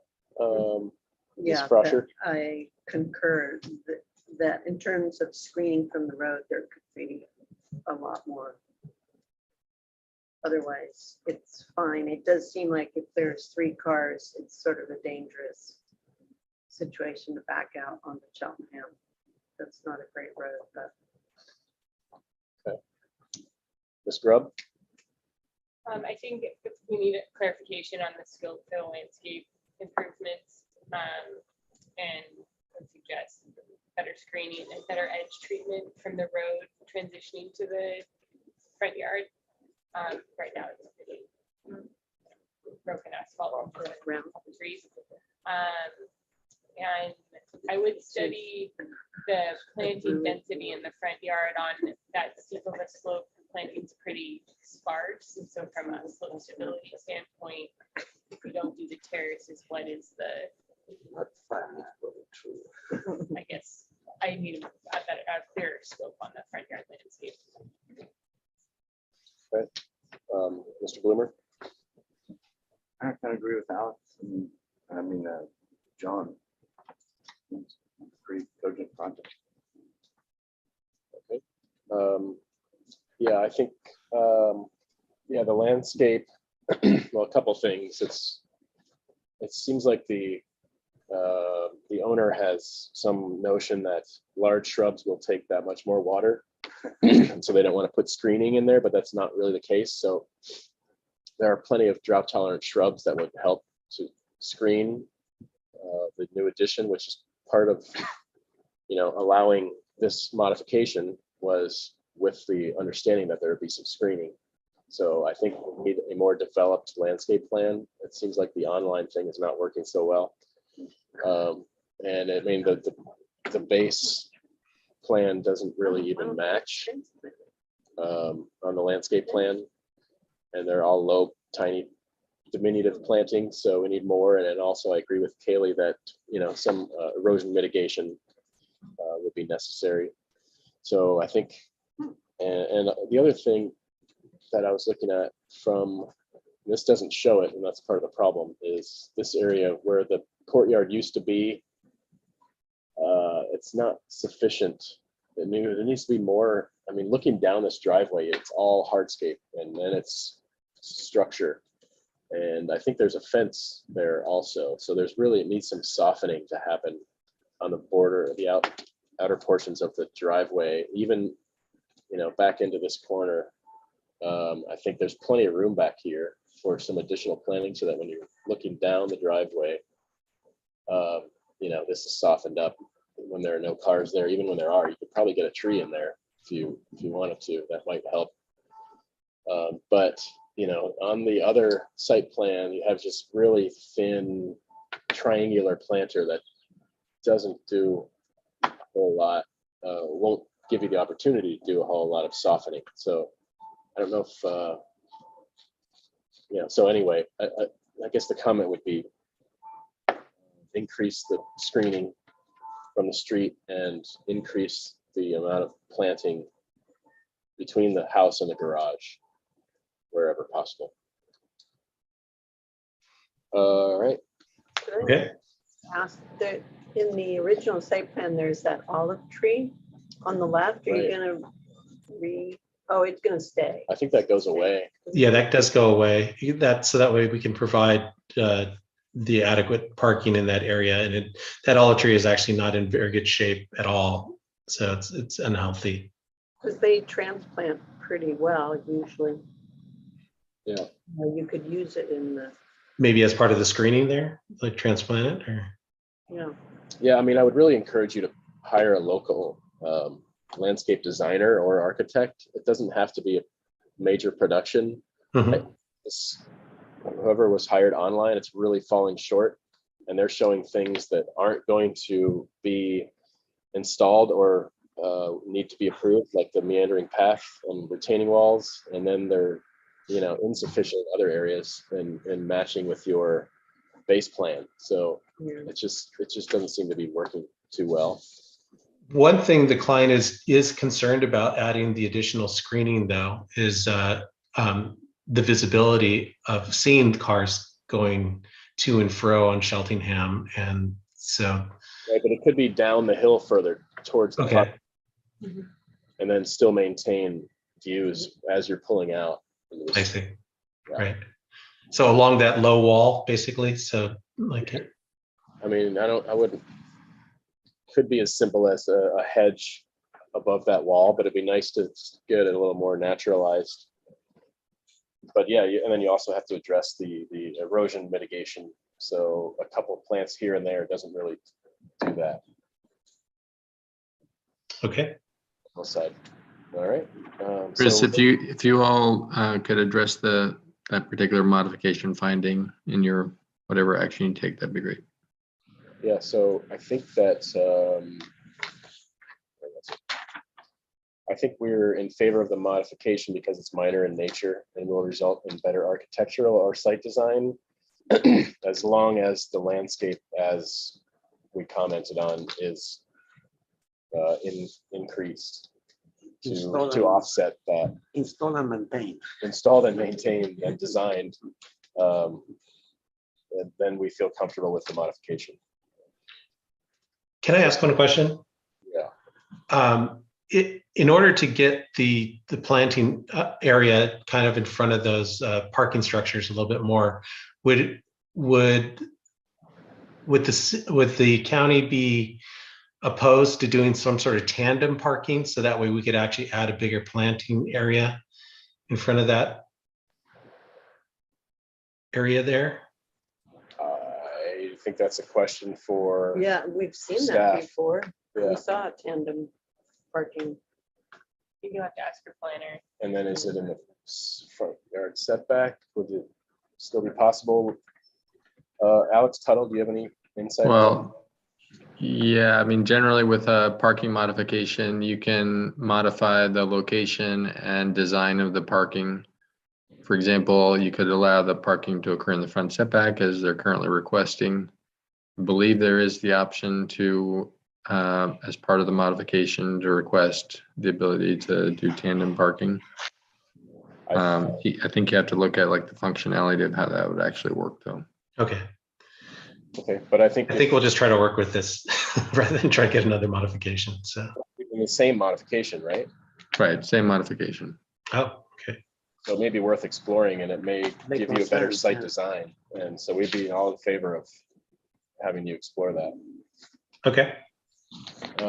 So again, we're here for concept and prelim. Is it possible to give the architecture preliminary and come back to the landscape, or I guess it would not really help either? I think you're just giving preliminary for the package and have them come back for final. Are we comfortable doing that? Yeah, as far as the applicant understands what's required for landscaping. Yeah, and I mean, if he's going to explore a different layout, then it might change the site design drastically. The landscape will not change the architecture. Right, right. But if he does tandem parking, then can we have him come back for prelim final on full board? No. No, because of the modification. If you, I guess the question is how serious is this consideration of a different layout. If that's going to be explored and considered and you prefer that, then I think it would be better to just hold off on granting preliminary today, because preliminary kind of locks in the site layout at the very least. Seems like I think with the landscaping, you know, if you want to have that come back on final, that's okay, but. yeah, it seems to me that you'd be better off exploring this tandem idea and you get a better product in the end. And then, you know, just But But- you will be able to pull out, we have tandem, we have two cars in tandem, the carport will not be able to, it will not be locked by one car. Whereas what they're offering here, the three of them will So- be able to be, it just seems like Got more it. practical. So I guess the question is for the applicant, how are you going to explore the tandem thing? Do you want to prelim? No, they don't want it tandem parking. I just got a text from the client, so. Okay, very good. There you have it. So if someone want to make a motion? I'll make a motion for preliminary approval with the comments made, specifically the comments regarding the requirements of the landscape requirements for the modification. Is that clear? I'll second it. Okay, and now it's Tuttle. Are you confident with the comments? Me? Yes, I am. Okay, so we have a first and a second. All those in favor? Aye. Opposed? Motion carries. Thank you. Thank you. All right, it is 12:07. I think it's time for us to break for lunch, and we will return around 1 o'clock and pick up at item number 7, which is the Dijon covered entry and patio. So we'll be back in about an hour. Thank you.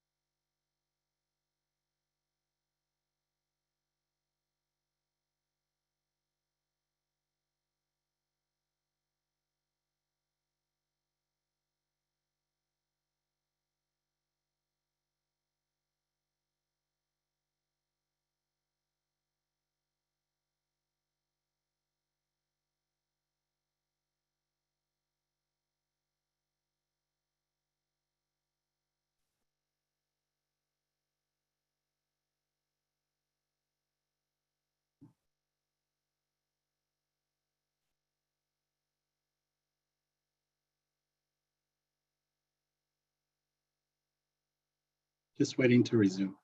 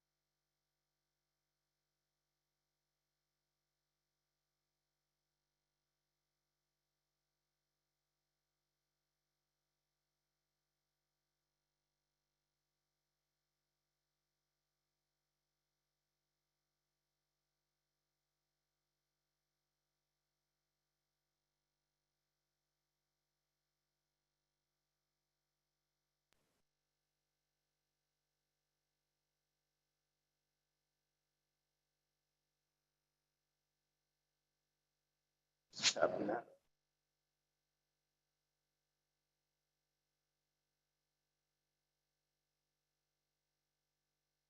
This is what's weird about this particular laptop. Send this It a little bit always more too. puts out of- Kaylee. Normally you have that. All right, order in the court. Hey, can I have a quick request? This is Robert Adams. Can someone promote Michael Centillon? Robert.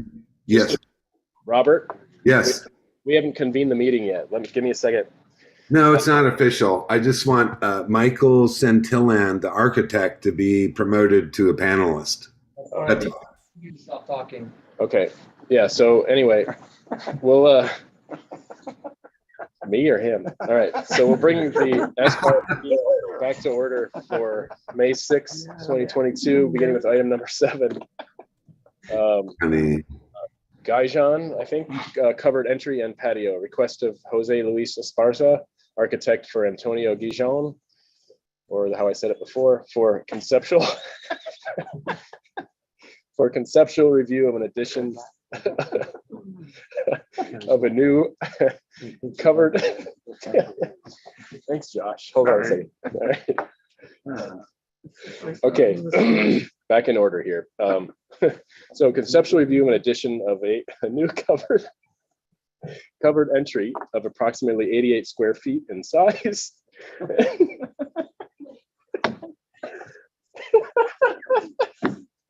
No idea. All right. I don't know what they're like. Yeah, I don't know either. All right, 88 square feet and a covered patio. 879 square feet. These two aren't even in Yeah, it. to the residence, which is currently under construction. Here we go. I'm back. This is a breakthrough for Chris. Yeah.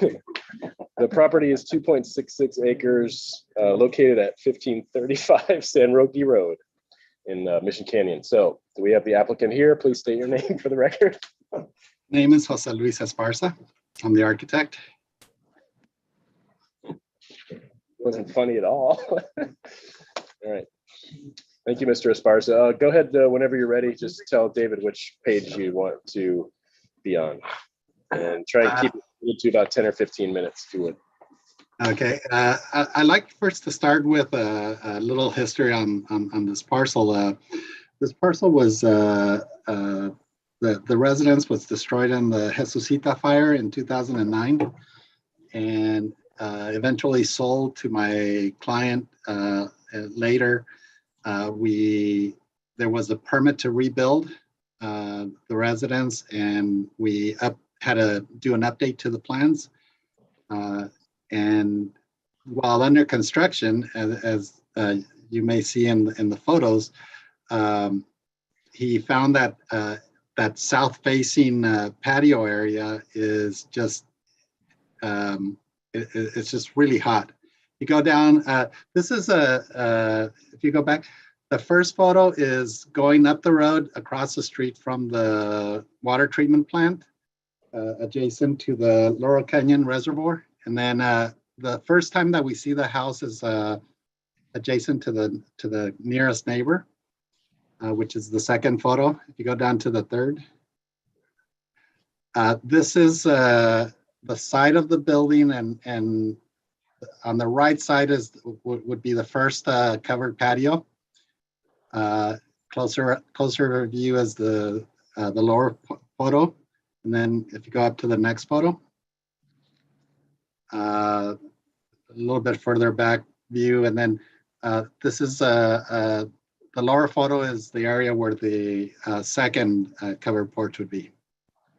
So it's split between this bay or this pop out in the living room. Then if we go down a little bit more, again, the top one is the side of the second porch back patio. And then the bottom one is the front entrance, and that's where the covered porch would be to the entry. You go down a little bit more, straight view of the entry. Go down one more. This is looking up towards the hillside, sort of did a panoramic. This is looking as if you're at the front door looking straight out. As you can see that at this point, you start to see one residence on the lower or middle right side. Go down to the next one. And continue on the pan. There's that house that you saw just a little peek of. And then way across the gorge, you see some other residences. And then you start to see the building. And then on the lower one, and then next one. That would be the bedroom. And then I jumped over to the other side, looking towards the ocean, and you see a little bit of the reservoir and the house where that first photo, where you first see the house. It's right in front of that house. The driveway comes up and around that, and up to the property. Next, and then going further to the right, this is what you. Oh, I'm sorry, to the left. This is what you see across the gorge. Next, and that was it. Sorry. So what we're doing, if we can go back to the drawings, this is the cover, the site plan right here. We're doing the two cover porches in the cloud 4, and the front is towards the top or north. The front porch is very, very small. Like I said on the description, it's 88 square feet. You go down to the next one. There's the covered porch entry, and then if you pan it just down a little bit, you see the covered porch to the left and the covered porch to the right. We had already proposed and was approved to do the patio. So it was, like I said, during construction, they found that was a very hot side of the house. So they wanted to do the cover to protect from the sun and make it a usable space, especially during the summer. Down another. Just to clarify, is that Yes. all that covered patio is shown right now is what's being proposed, right? And The cover to the patio is being proposed. The patio itself was already on the drawings. Okay, so it's just you're covering the patio that was approved. Correct. That's why there's no grading. Okay, thank you. And then there's the front porch roof, and then the two patios. And then if we go down one more to the elevations, there's the east with the front patio cover or the porch to the entry. And then on the left side, you see the side of the patio. Going with the architecture, we're doing round columns. Also goes with the caisson. This house is on caissons, so those columns will have a caisson underneath them. If we go down, there's the straight view of the front. And a lesser of a view of the back or the patio. We go down to the next page. Here we have the end view or west view of the porch and the patio cover. And then the last one will be the one showing both on a single elevation what those patio covers look like. And then the space between them, that's in the part of the living room space that pops out. We're not modifying that at all. And then if we go to the detail sheet, we can see the details. So we've got a round column and it goes down to a caisson. We've got Spanish tile roof. The roof breaks from a 3N12 over the main residence to a 4% over the patios.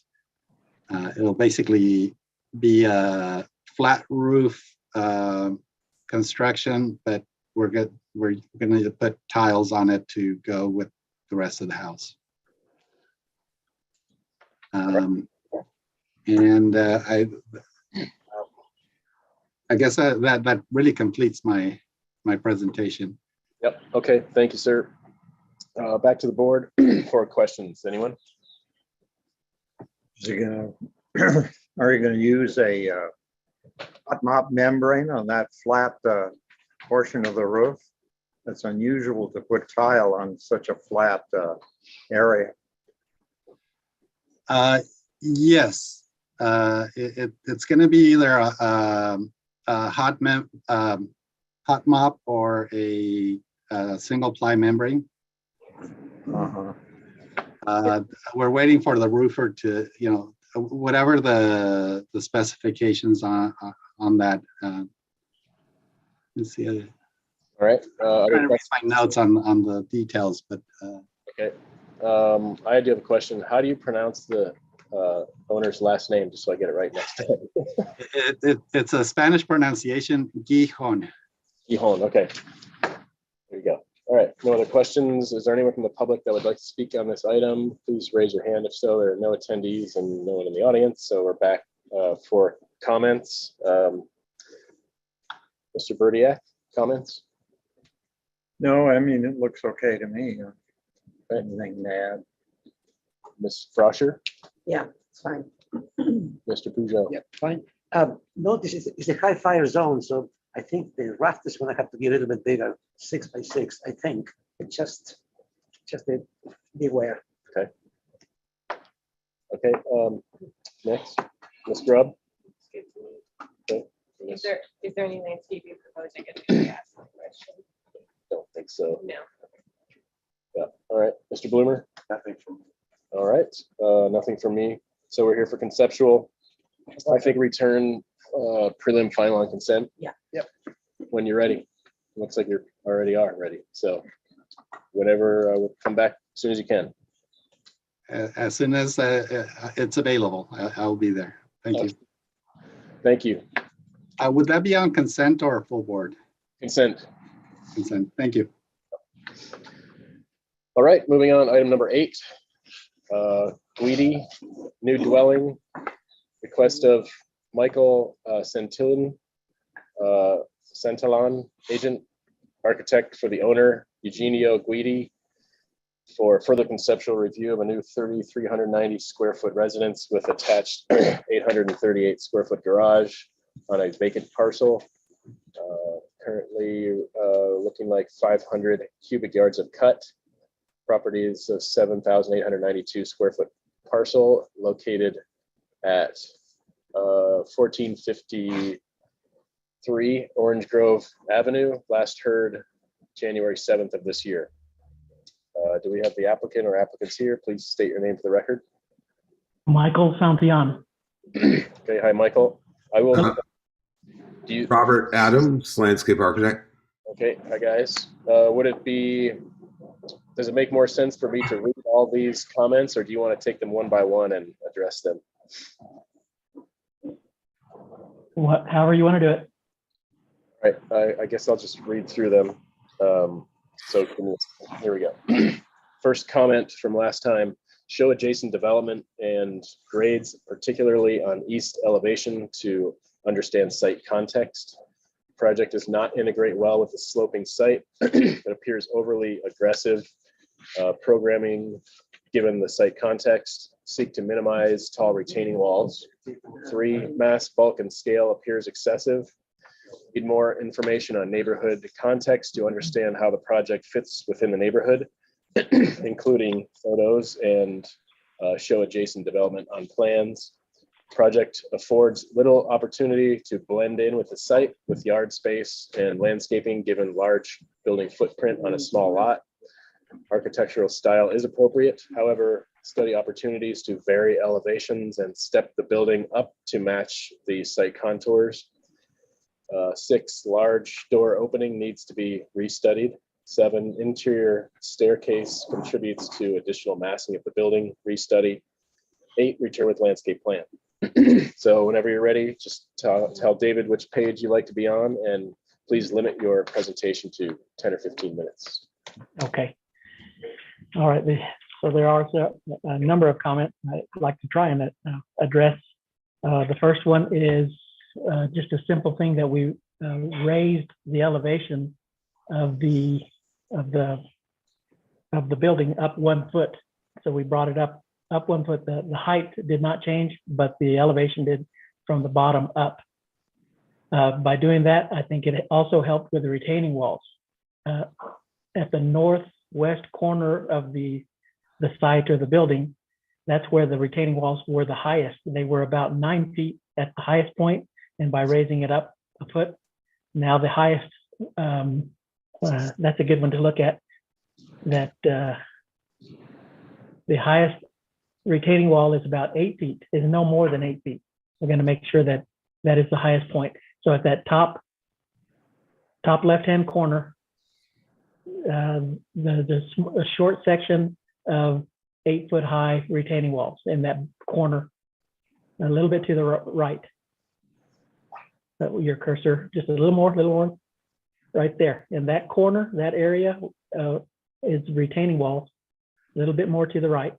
There, that's it. That's where they're going to be 8 feet, but only for on the north side, a 10-foot section of 8 feet, and then it steps down 2 feet to a 6 foot high retaining wall, and then it steps down again. And then on the west side, it does the same thing, but it's only a 5 foot long, 8 foot high retaining wall, and then it steps down. So there's not much 8 foot high retaining walls at all anyway, and they just step down. Another thing that we did was push the building away from that north property line about 18 inches, so that the distance of the setback is 7 feet, but the building itself is about 8 foot 7 inches from the property line now. There was a comment that there might be some encroachment into the setback, but now even the chimney does not encroach into the setback anymore at all. So I think that those issues went away entirely. The building got a little bit skinnier, which I think addressed some of those comments too. So let's see. Something that you didn't mention, but at the back of the site, there are 3 dry wells shown by those, or indicated by those circles. It says 8 foot radius around the dry well. The one in the middle, in the previous version, the building and the steps were encroaching into that dry well radius, but we fixed that so it doesn't encroach anymore at all. So we took care of that. There was a mention about the garage door. We did on the previous version, I think it was about 11 feet high. So we reduced it down to 8 feet high. So pretty much a normal height for a garage door. I did add a new roof over of course, on the second floor above the master bedroom deck area. We added a new roof over that. There was no roof over it before. So we're hoping that helps with the elevations, kind of coming in and out a little bit with the elevations. That would be that on that one, number 1 on the right-hand side. And then down below on the left-hand side, there's a new roof going over the deck. Let's see.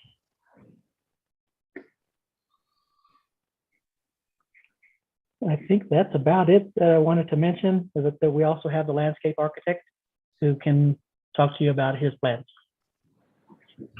Okay, so basically we come into the site and we have permeable paving in the driveway.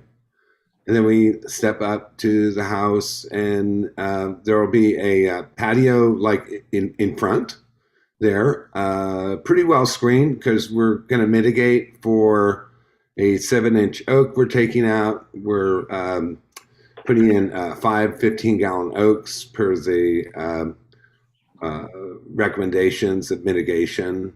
We're going to protect really all the other oaks around the property, especially one in the lower, let's see, what is that? The southwest corner.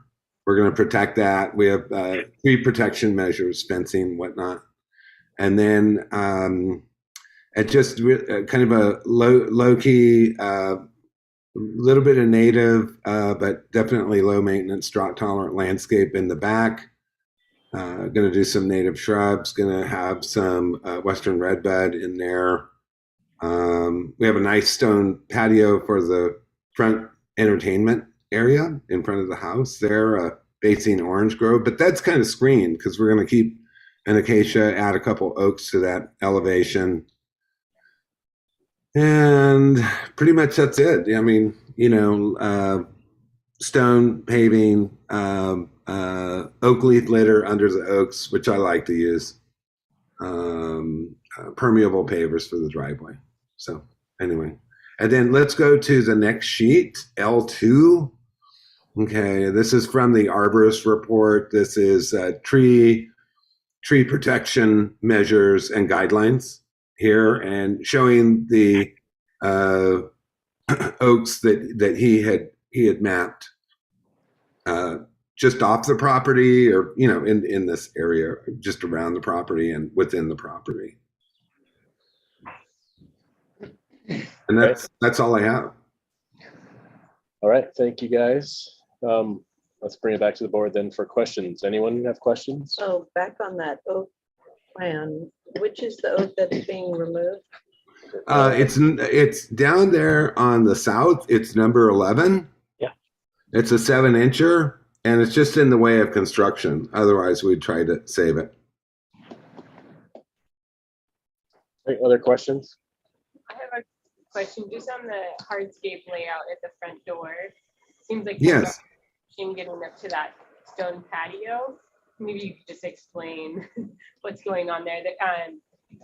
The stairs kind of intersect with the stone. That is just when you get up to the top, there will be access out there through a door. Hopefully we have a little planting bed in front down low, and you know, wide enough for access to that stone patio. And we have planting beds surrounding this whole patio to soften it. This is an outdoor porch? Like a flat patio, yeah. So terrace is a good word. Can't see what I'm pointing at. I think what she's getting at is the stairs that come up from the driveway are intersected into the side of your patio. Yeah.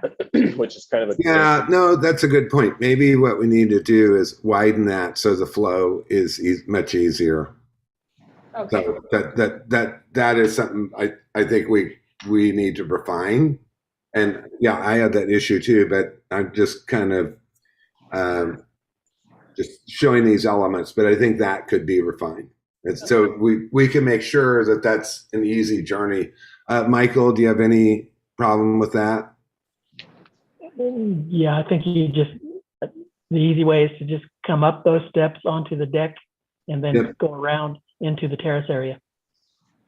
Yeah, so maybe extend that retaining wall all the way. Exactly. Yeah, okay, other questions? Good observation. The plans we have loaded here are different from those. I mean, from the landscape plan, is that the way it works? Or which is that the one? That one? That's not the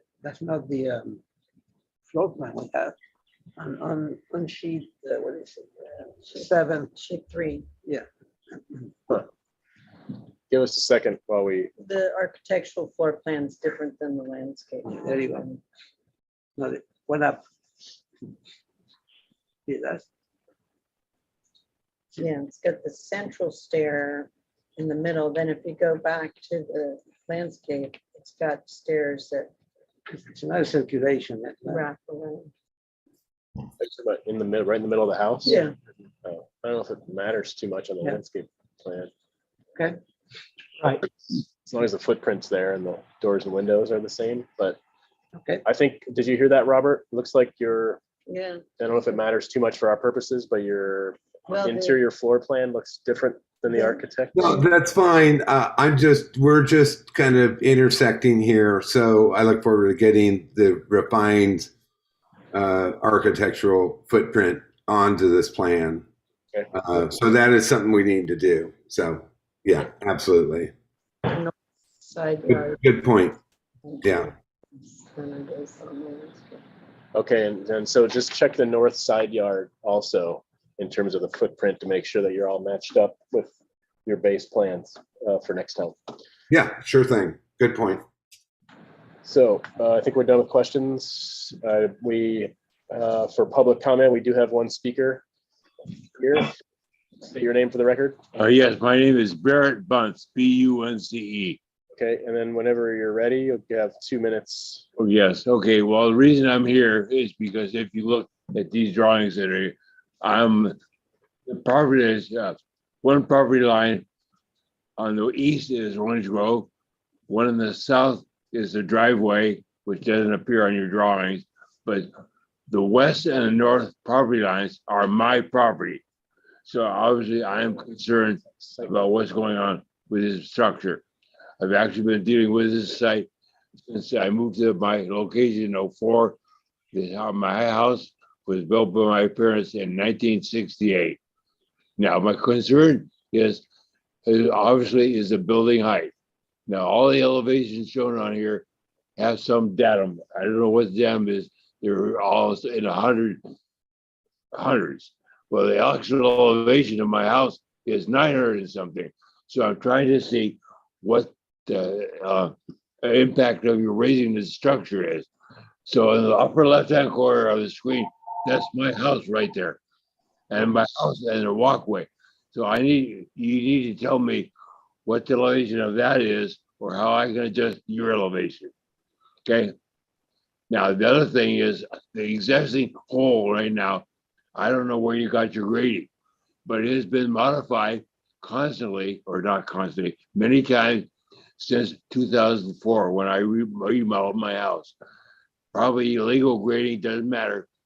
Hopefully, you're gonna, when you get to a site, I don't know if these grades on here reflect that or not, but it has to do with your retaining walls. The upper left-hand corner of this, which is the northwest corner, right now has had a mudslide in it and needs a wall or some additional grading for sure. So that's why I'm concerned about the grading or the planning or whatever you're going to do on the west side of the structure with a 25-foot setback, because you can't leave it as it is for sure. The other thing is the top of the wall, it parallels the north side with your 8 or 9 feet. I assume, of course, that's above grade. Now, the animals, the deer, for example, and everything else uses this site. So is your wall going to extend above grade or not? And if so, what's going to keep somebody from falling in your site? Okay. Could you clarify your first statement about the property line? Did you say there was some question about their property line accuracy? Is that what you were? No, I say the accuracy to the grading. Grading. Okay. Grades. And so, okay, thank you, sir. So question for the applicant, when was this survey done? The CAD drawing I received from the client from the surveyor is dated August 20th of last year, 21. Okay. All right. Thank you. So back to board for comments. Mr. Peugeot. Okay.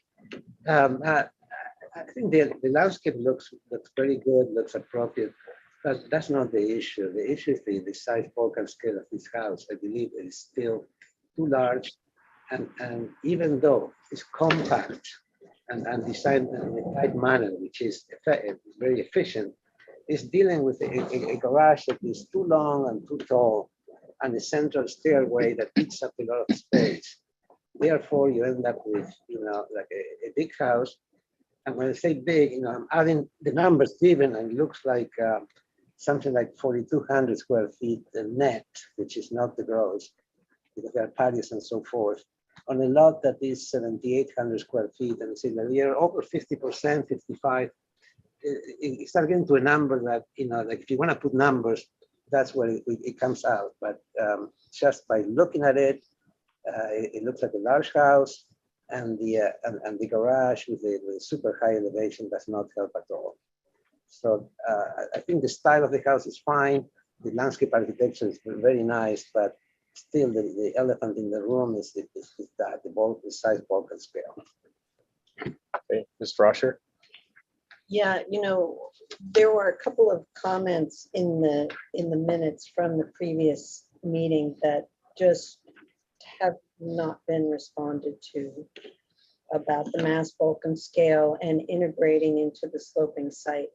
And to solve the problem of tall retaining walls by raising the building is not the solution to minimize the impact of those retaining walls. So it's got, the building as designed has very large facades on both the north and south that are right up against the setback and then pushing against the rear setback as well with retaining walls. I think you need a new approach to the way you try to integrate a structure into this site. And we had mentioned that your staircase with the big gallery around it in the middle was pushing your house out to the 2 side yards, and that would be a good place to start how to undulate the building. And again, talking about the garage being so deep and so low, even though you took the door down, you didn't change the bulk of the garage. So I think you need a new approach to how you design this house. And, you know, this property has a very long history of problematic designs on it. Over many years, we've seen multiple ideas, and this neighbor has watched various controversies about this property. And it's because it's very challenging, but it needs to be integrated, not as a giant box setback to setback. I think it needs some redesign. Okay, Ms. Grubb? I think with the complexity of the site, I think it warrants a grading plan too, because right now there's kind of arbitrary retaining walls shown and some grading shown in the elevations, but overall, I think we need to see how the stormwater is being dealt with and how the grades really, if there's terracing needed or just how it's integrated. Okay, Mr. Verdia? Well, I agree with the previous comments. It's a matter of size, bulk, and scale. It's a slab-sided building, 2 stories, you know, on all 4 sides. And I think that the approach should be reanalyzed and maybe it could move forward. Okay, Mr. Bloomer?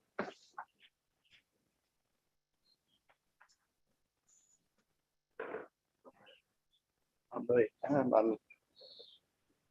guess I'm in alignment with Alex on it. I'm not as concerned about the things he put up in terms of the mass, bulk, and scale, but I don't really have anything to add or argue about. So. Okay. I don't have anything in addition to, but I agree with the previous comments as well. So here for further conceptual, seems that we need another conceptual / prelim or no? No, Yeah. further. Okay, so we need to have you come back then for additional further conceptual with you know, an eye towards a new approach. Can I make a couple more comments? For about a minute. Okay. I mean, we have setbacks that are outlined by the county of 7 feet, but apparently you're saying those are they're not good enough. You want larger setbacks. On one side, we pushed it to 8.5 feet or 8'7" inches, and that's still not good enough. So why don't you just tell me, how far do we need to go? I don't think that's the issue here. It sounds like it is the issue. No, that's not how you design a building. You don't build right up to whatever the county prescribed setback is. And We didn't. you, let me finish, you undulate the architecture so that it's not a two-story unbroken wall on both sides. So we're not saying don't build to the setback, but do it artfully and break down the mass and bulk of the architecture so that it doesn't read as an unbroken two-story wall going setback to setback. Okay. Okay, thank you. Thank you.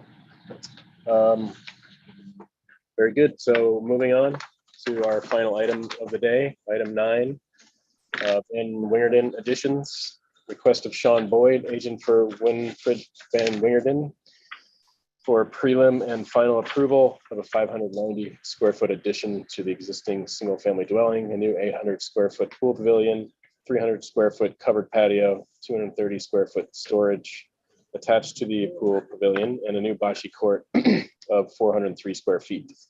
With 200 cubic yards of cut, 250 of fill on a 1 acre parcel at 3908 Foothill Road. Last heard September 10th, 2021. And do we have the applicants here? Please state your names for the record. Yeah, hi, I'm Sean Boyd. I'm with my partner, Maura Nabi.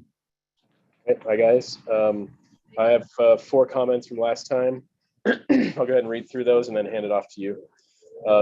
A, project has responded well to prior comments. B, landscape plan is well executed. Board appreciates informality.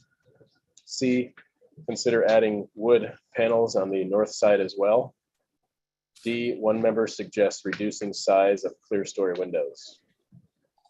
So go ahead and tell David which page you want to be on and just show us your response to the comments. Okay, also just a heads up, I'm gonna run through the architectural set, and then Courtney Jane Miller should be on as well to do the landscaping when I'm finished. I don't see her yet, but that's the plan. So yeah, if you can hop to page 3.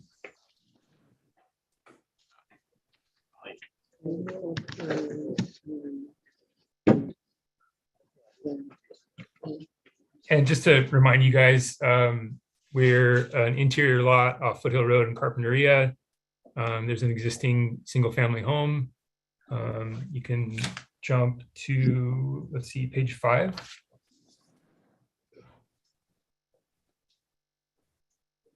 So this is the existing property. There's the home in view B. You can go to the next page, a couple more photos of the house. Existing house and existing guest house in the bottom right. You can hop to page 11, the site plan.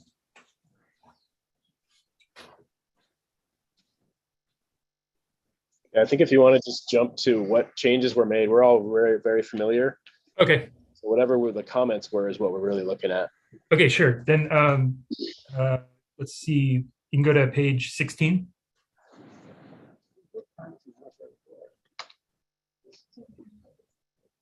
Yeah. So this addresses the comment about wood paneling on the north side. There's a separate phase of this project that's under construction right now that was mostly interior, and we're also switching out the front door. That was exempt from BAR, so you guys didn't see that, but we just wanted to bring attention to the fact that the new front door is wood that relates to the wood on the south elevation. So we felt like that is addressing the comment about the wood paneling. And let's see. And then I think what else you'll see, if you could kind of move through the elevations in the next few pages where existing is on top, proposed on the bottom. You can see where we have locations of, you go to the next one, locations of proposed wall sconces on the exterior. Like on that page, if you land there, yeah, 3.3, there's 3 or 4 wall sconces proposed on that elevation. And we can look at the cut sheet as we keep proceeding, but that's new. And we'll keep. Well, we can talk about the windows here too, actually. So there was a comment about the windows, the clear story window sizes, and we felt comfortable with the size, and the wall there is like extra thick. It's 18 inches, so the windows are set back 14 inches. So we have a nice like overhang coverage, and we're also kind of trying to maintain this view from the inside. There's a interior 2nd story catwalk, and so we're trying to maintain a view out of those windows, so we didn't want to shrink them too much. Yeah, so. Okay, we kind of keep going down. No changes to the wall sconces here since those are existing, and the new ones are really just new locations that are going to match the same fixture that is used on the house. And we can show you that cut sheet like I mentioned, but we can kind of keep going through the PDF, just kind of sections. Please, yeah, keep going. And then we have just an enlarged kind of drawings of the pergola, no changes, just kind of work through the engineering of it. And it just references back to the house in terms of cement or the plaster columns, and then the wood 6x6 kind of rafters that then kind of refer back to the rafter tails on the house. Okay, next, keep going. Now we're kind of jumping into the pool pavilion, and aesthetically here, I mean, in terms of design, just some refinements with the size of the clear. We could go to the next page. You can see the clear or the windows. Keep going, please. There we go.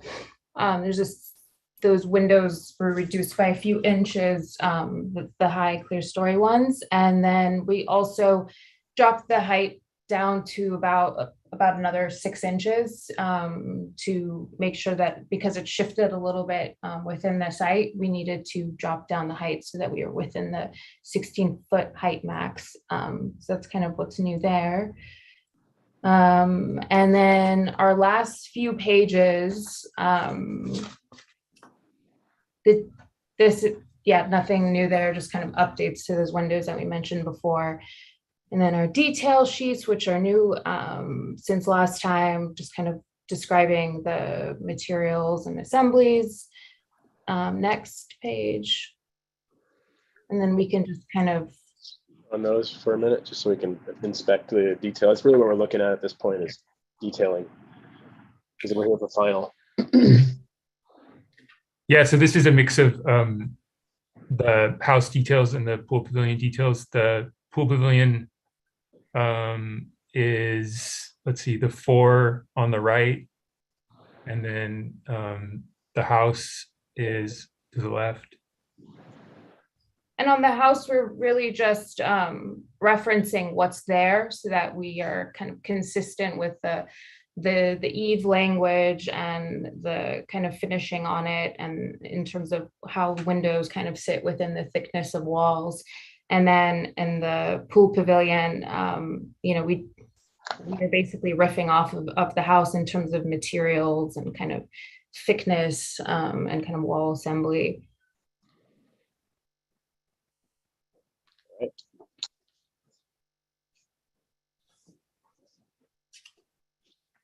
And then I could, yeah.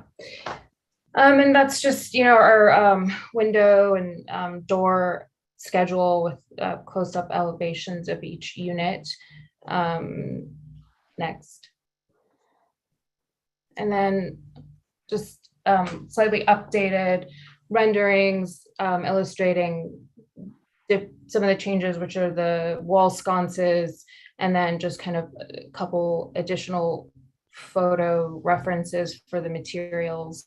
And then you can see on the lower bottom, if you scroll down a little bit, that wall sconce light that we're using. And then next page.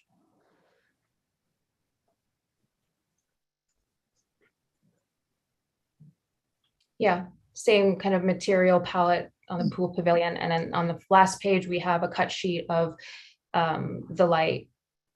And then, yeah, is there anything else that we want to? No, not at the moment. Yeah, so Courtney's going to jump in and talk about the landscaping. Is that dark sky light? Is the source of that light up in the shroud there? Yes. I compliant light fixture, yeah. Correct. Okay. So Yeah, yeah. For Courtney, for the landscape plan, I think we can just, we've seen it before. If you just want to show us that you have everything, plant quantity sizes, WELO, then I think we should be good. But go ahead when you're ready. Okay, can you hear me? Yes. Yes, okay. So yeah, the last time we came, I think Nicole presented a preliminary plan. Now we're looking at construction documents. This is our layout plan. If you go to the next page, you know, it's split into two areas. So around the main residence, we have a number of small patios. Those are all going to be Santa Barbara sandstone. And next page. Here, same thing. We have some hardscape around the pool, limestone, the dyed amargo, and then the bocce cart is just going to be, you know, typical oyster shell. And there's a couple of new boulder walls that will replace an existing boulder wall, plan left. And then a little kind of sweet fire pit moment on plan right, that circular element. Next page. So here's our WELO notes, print palette, you know, quantities, sizes on the left. And then, you know, this is also split into two pages. And, you know, pallets, majority low water use, your typical, you know, Santa Barbara palette. We do have kind of a cut flower garden along the slope, which is unique to this client. And then a little meadow moment kind of below the pool. So you'll see that reflected in the palette. And then you can go, the next two sheets are enlargements of this planting plan.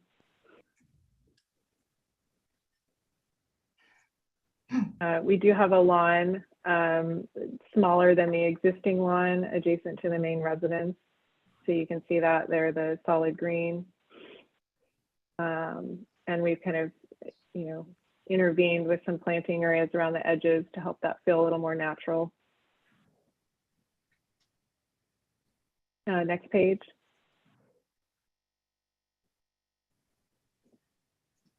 And then our terraced garden on plan left there, that's our cutting garden.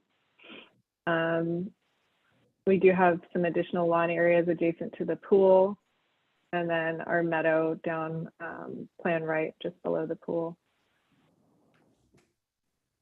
And, you know, mix of natives and some Australian plants in there. Page.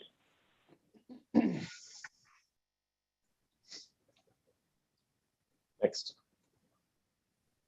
Next page. You can keep going. There's irrigation plan is what I'm after. Get the next.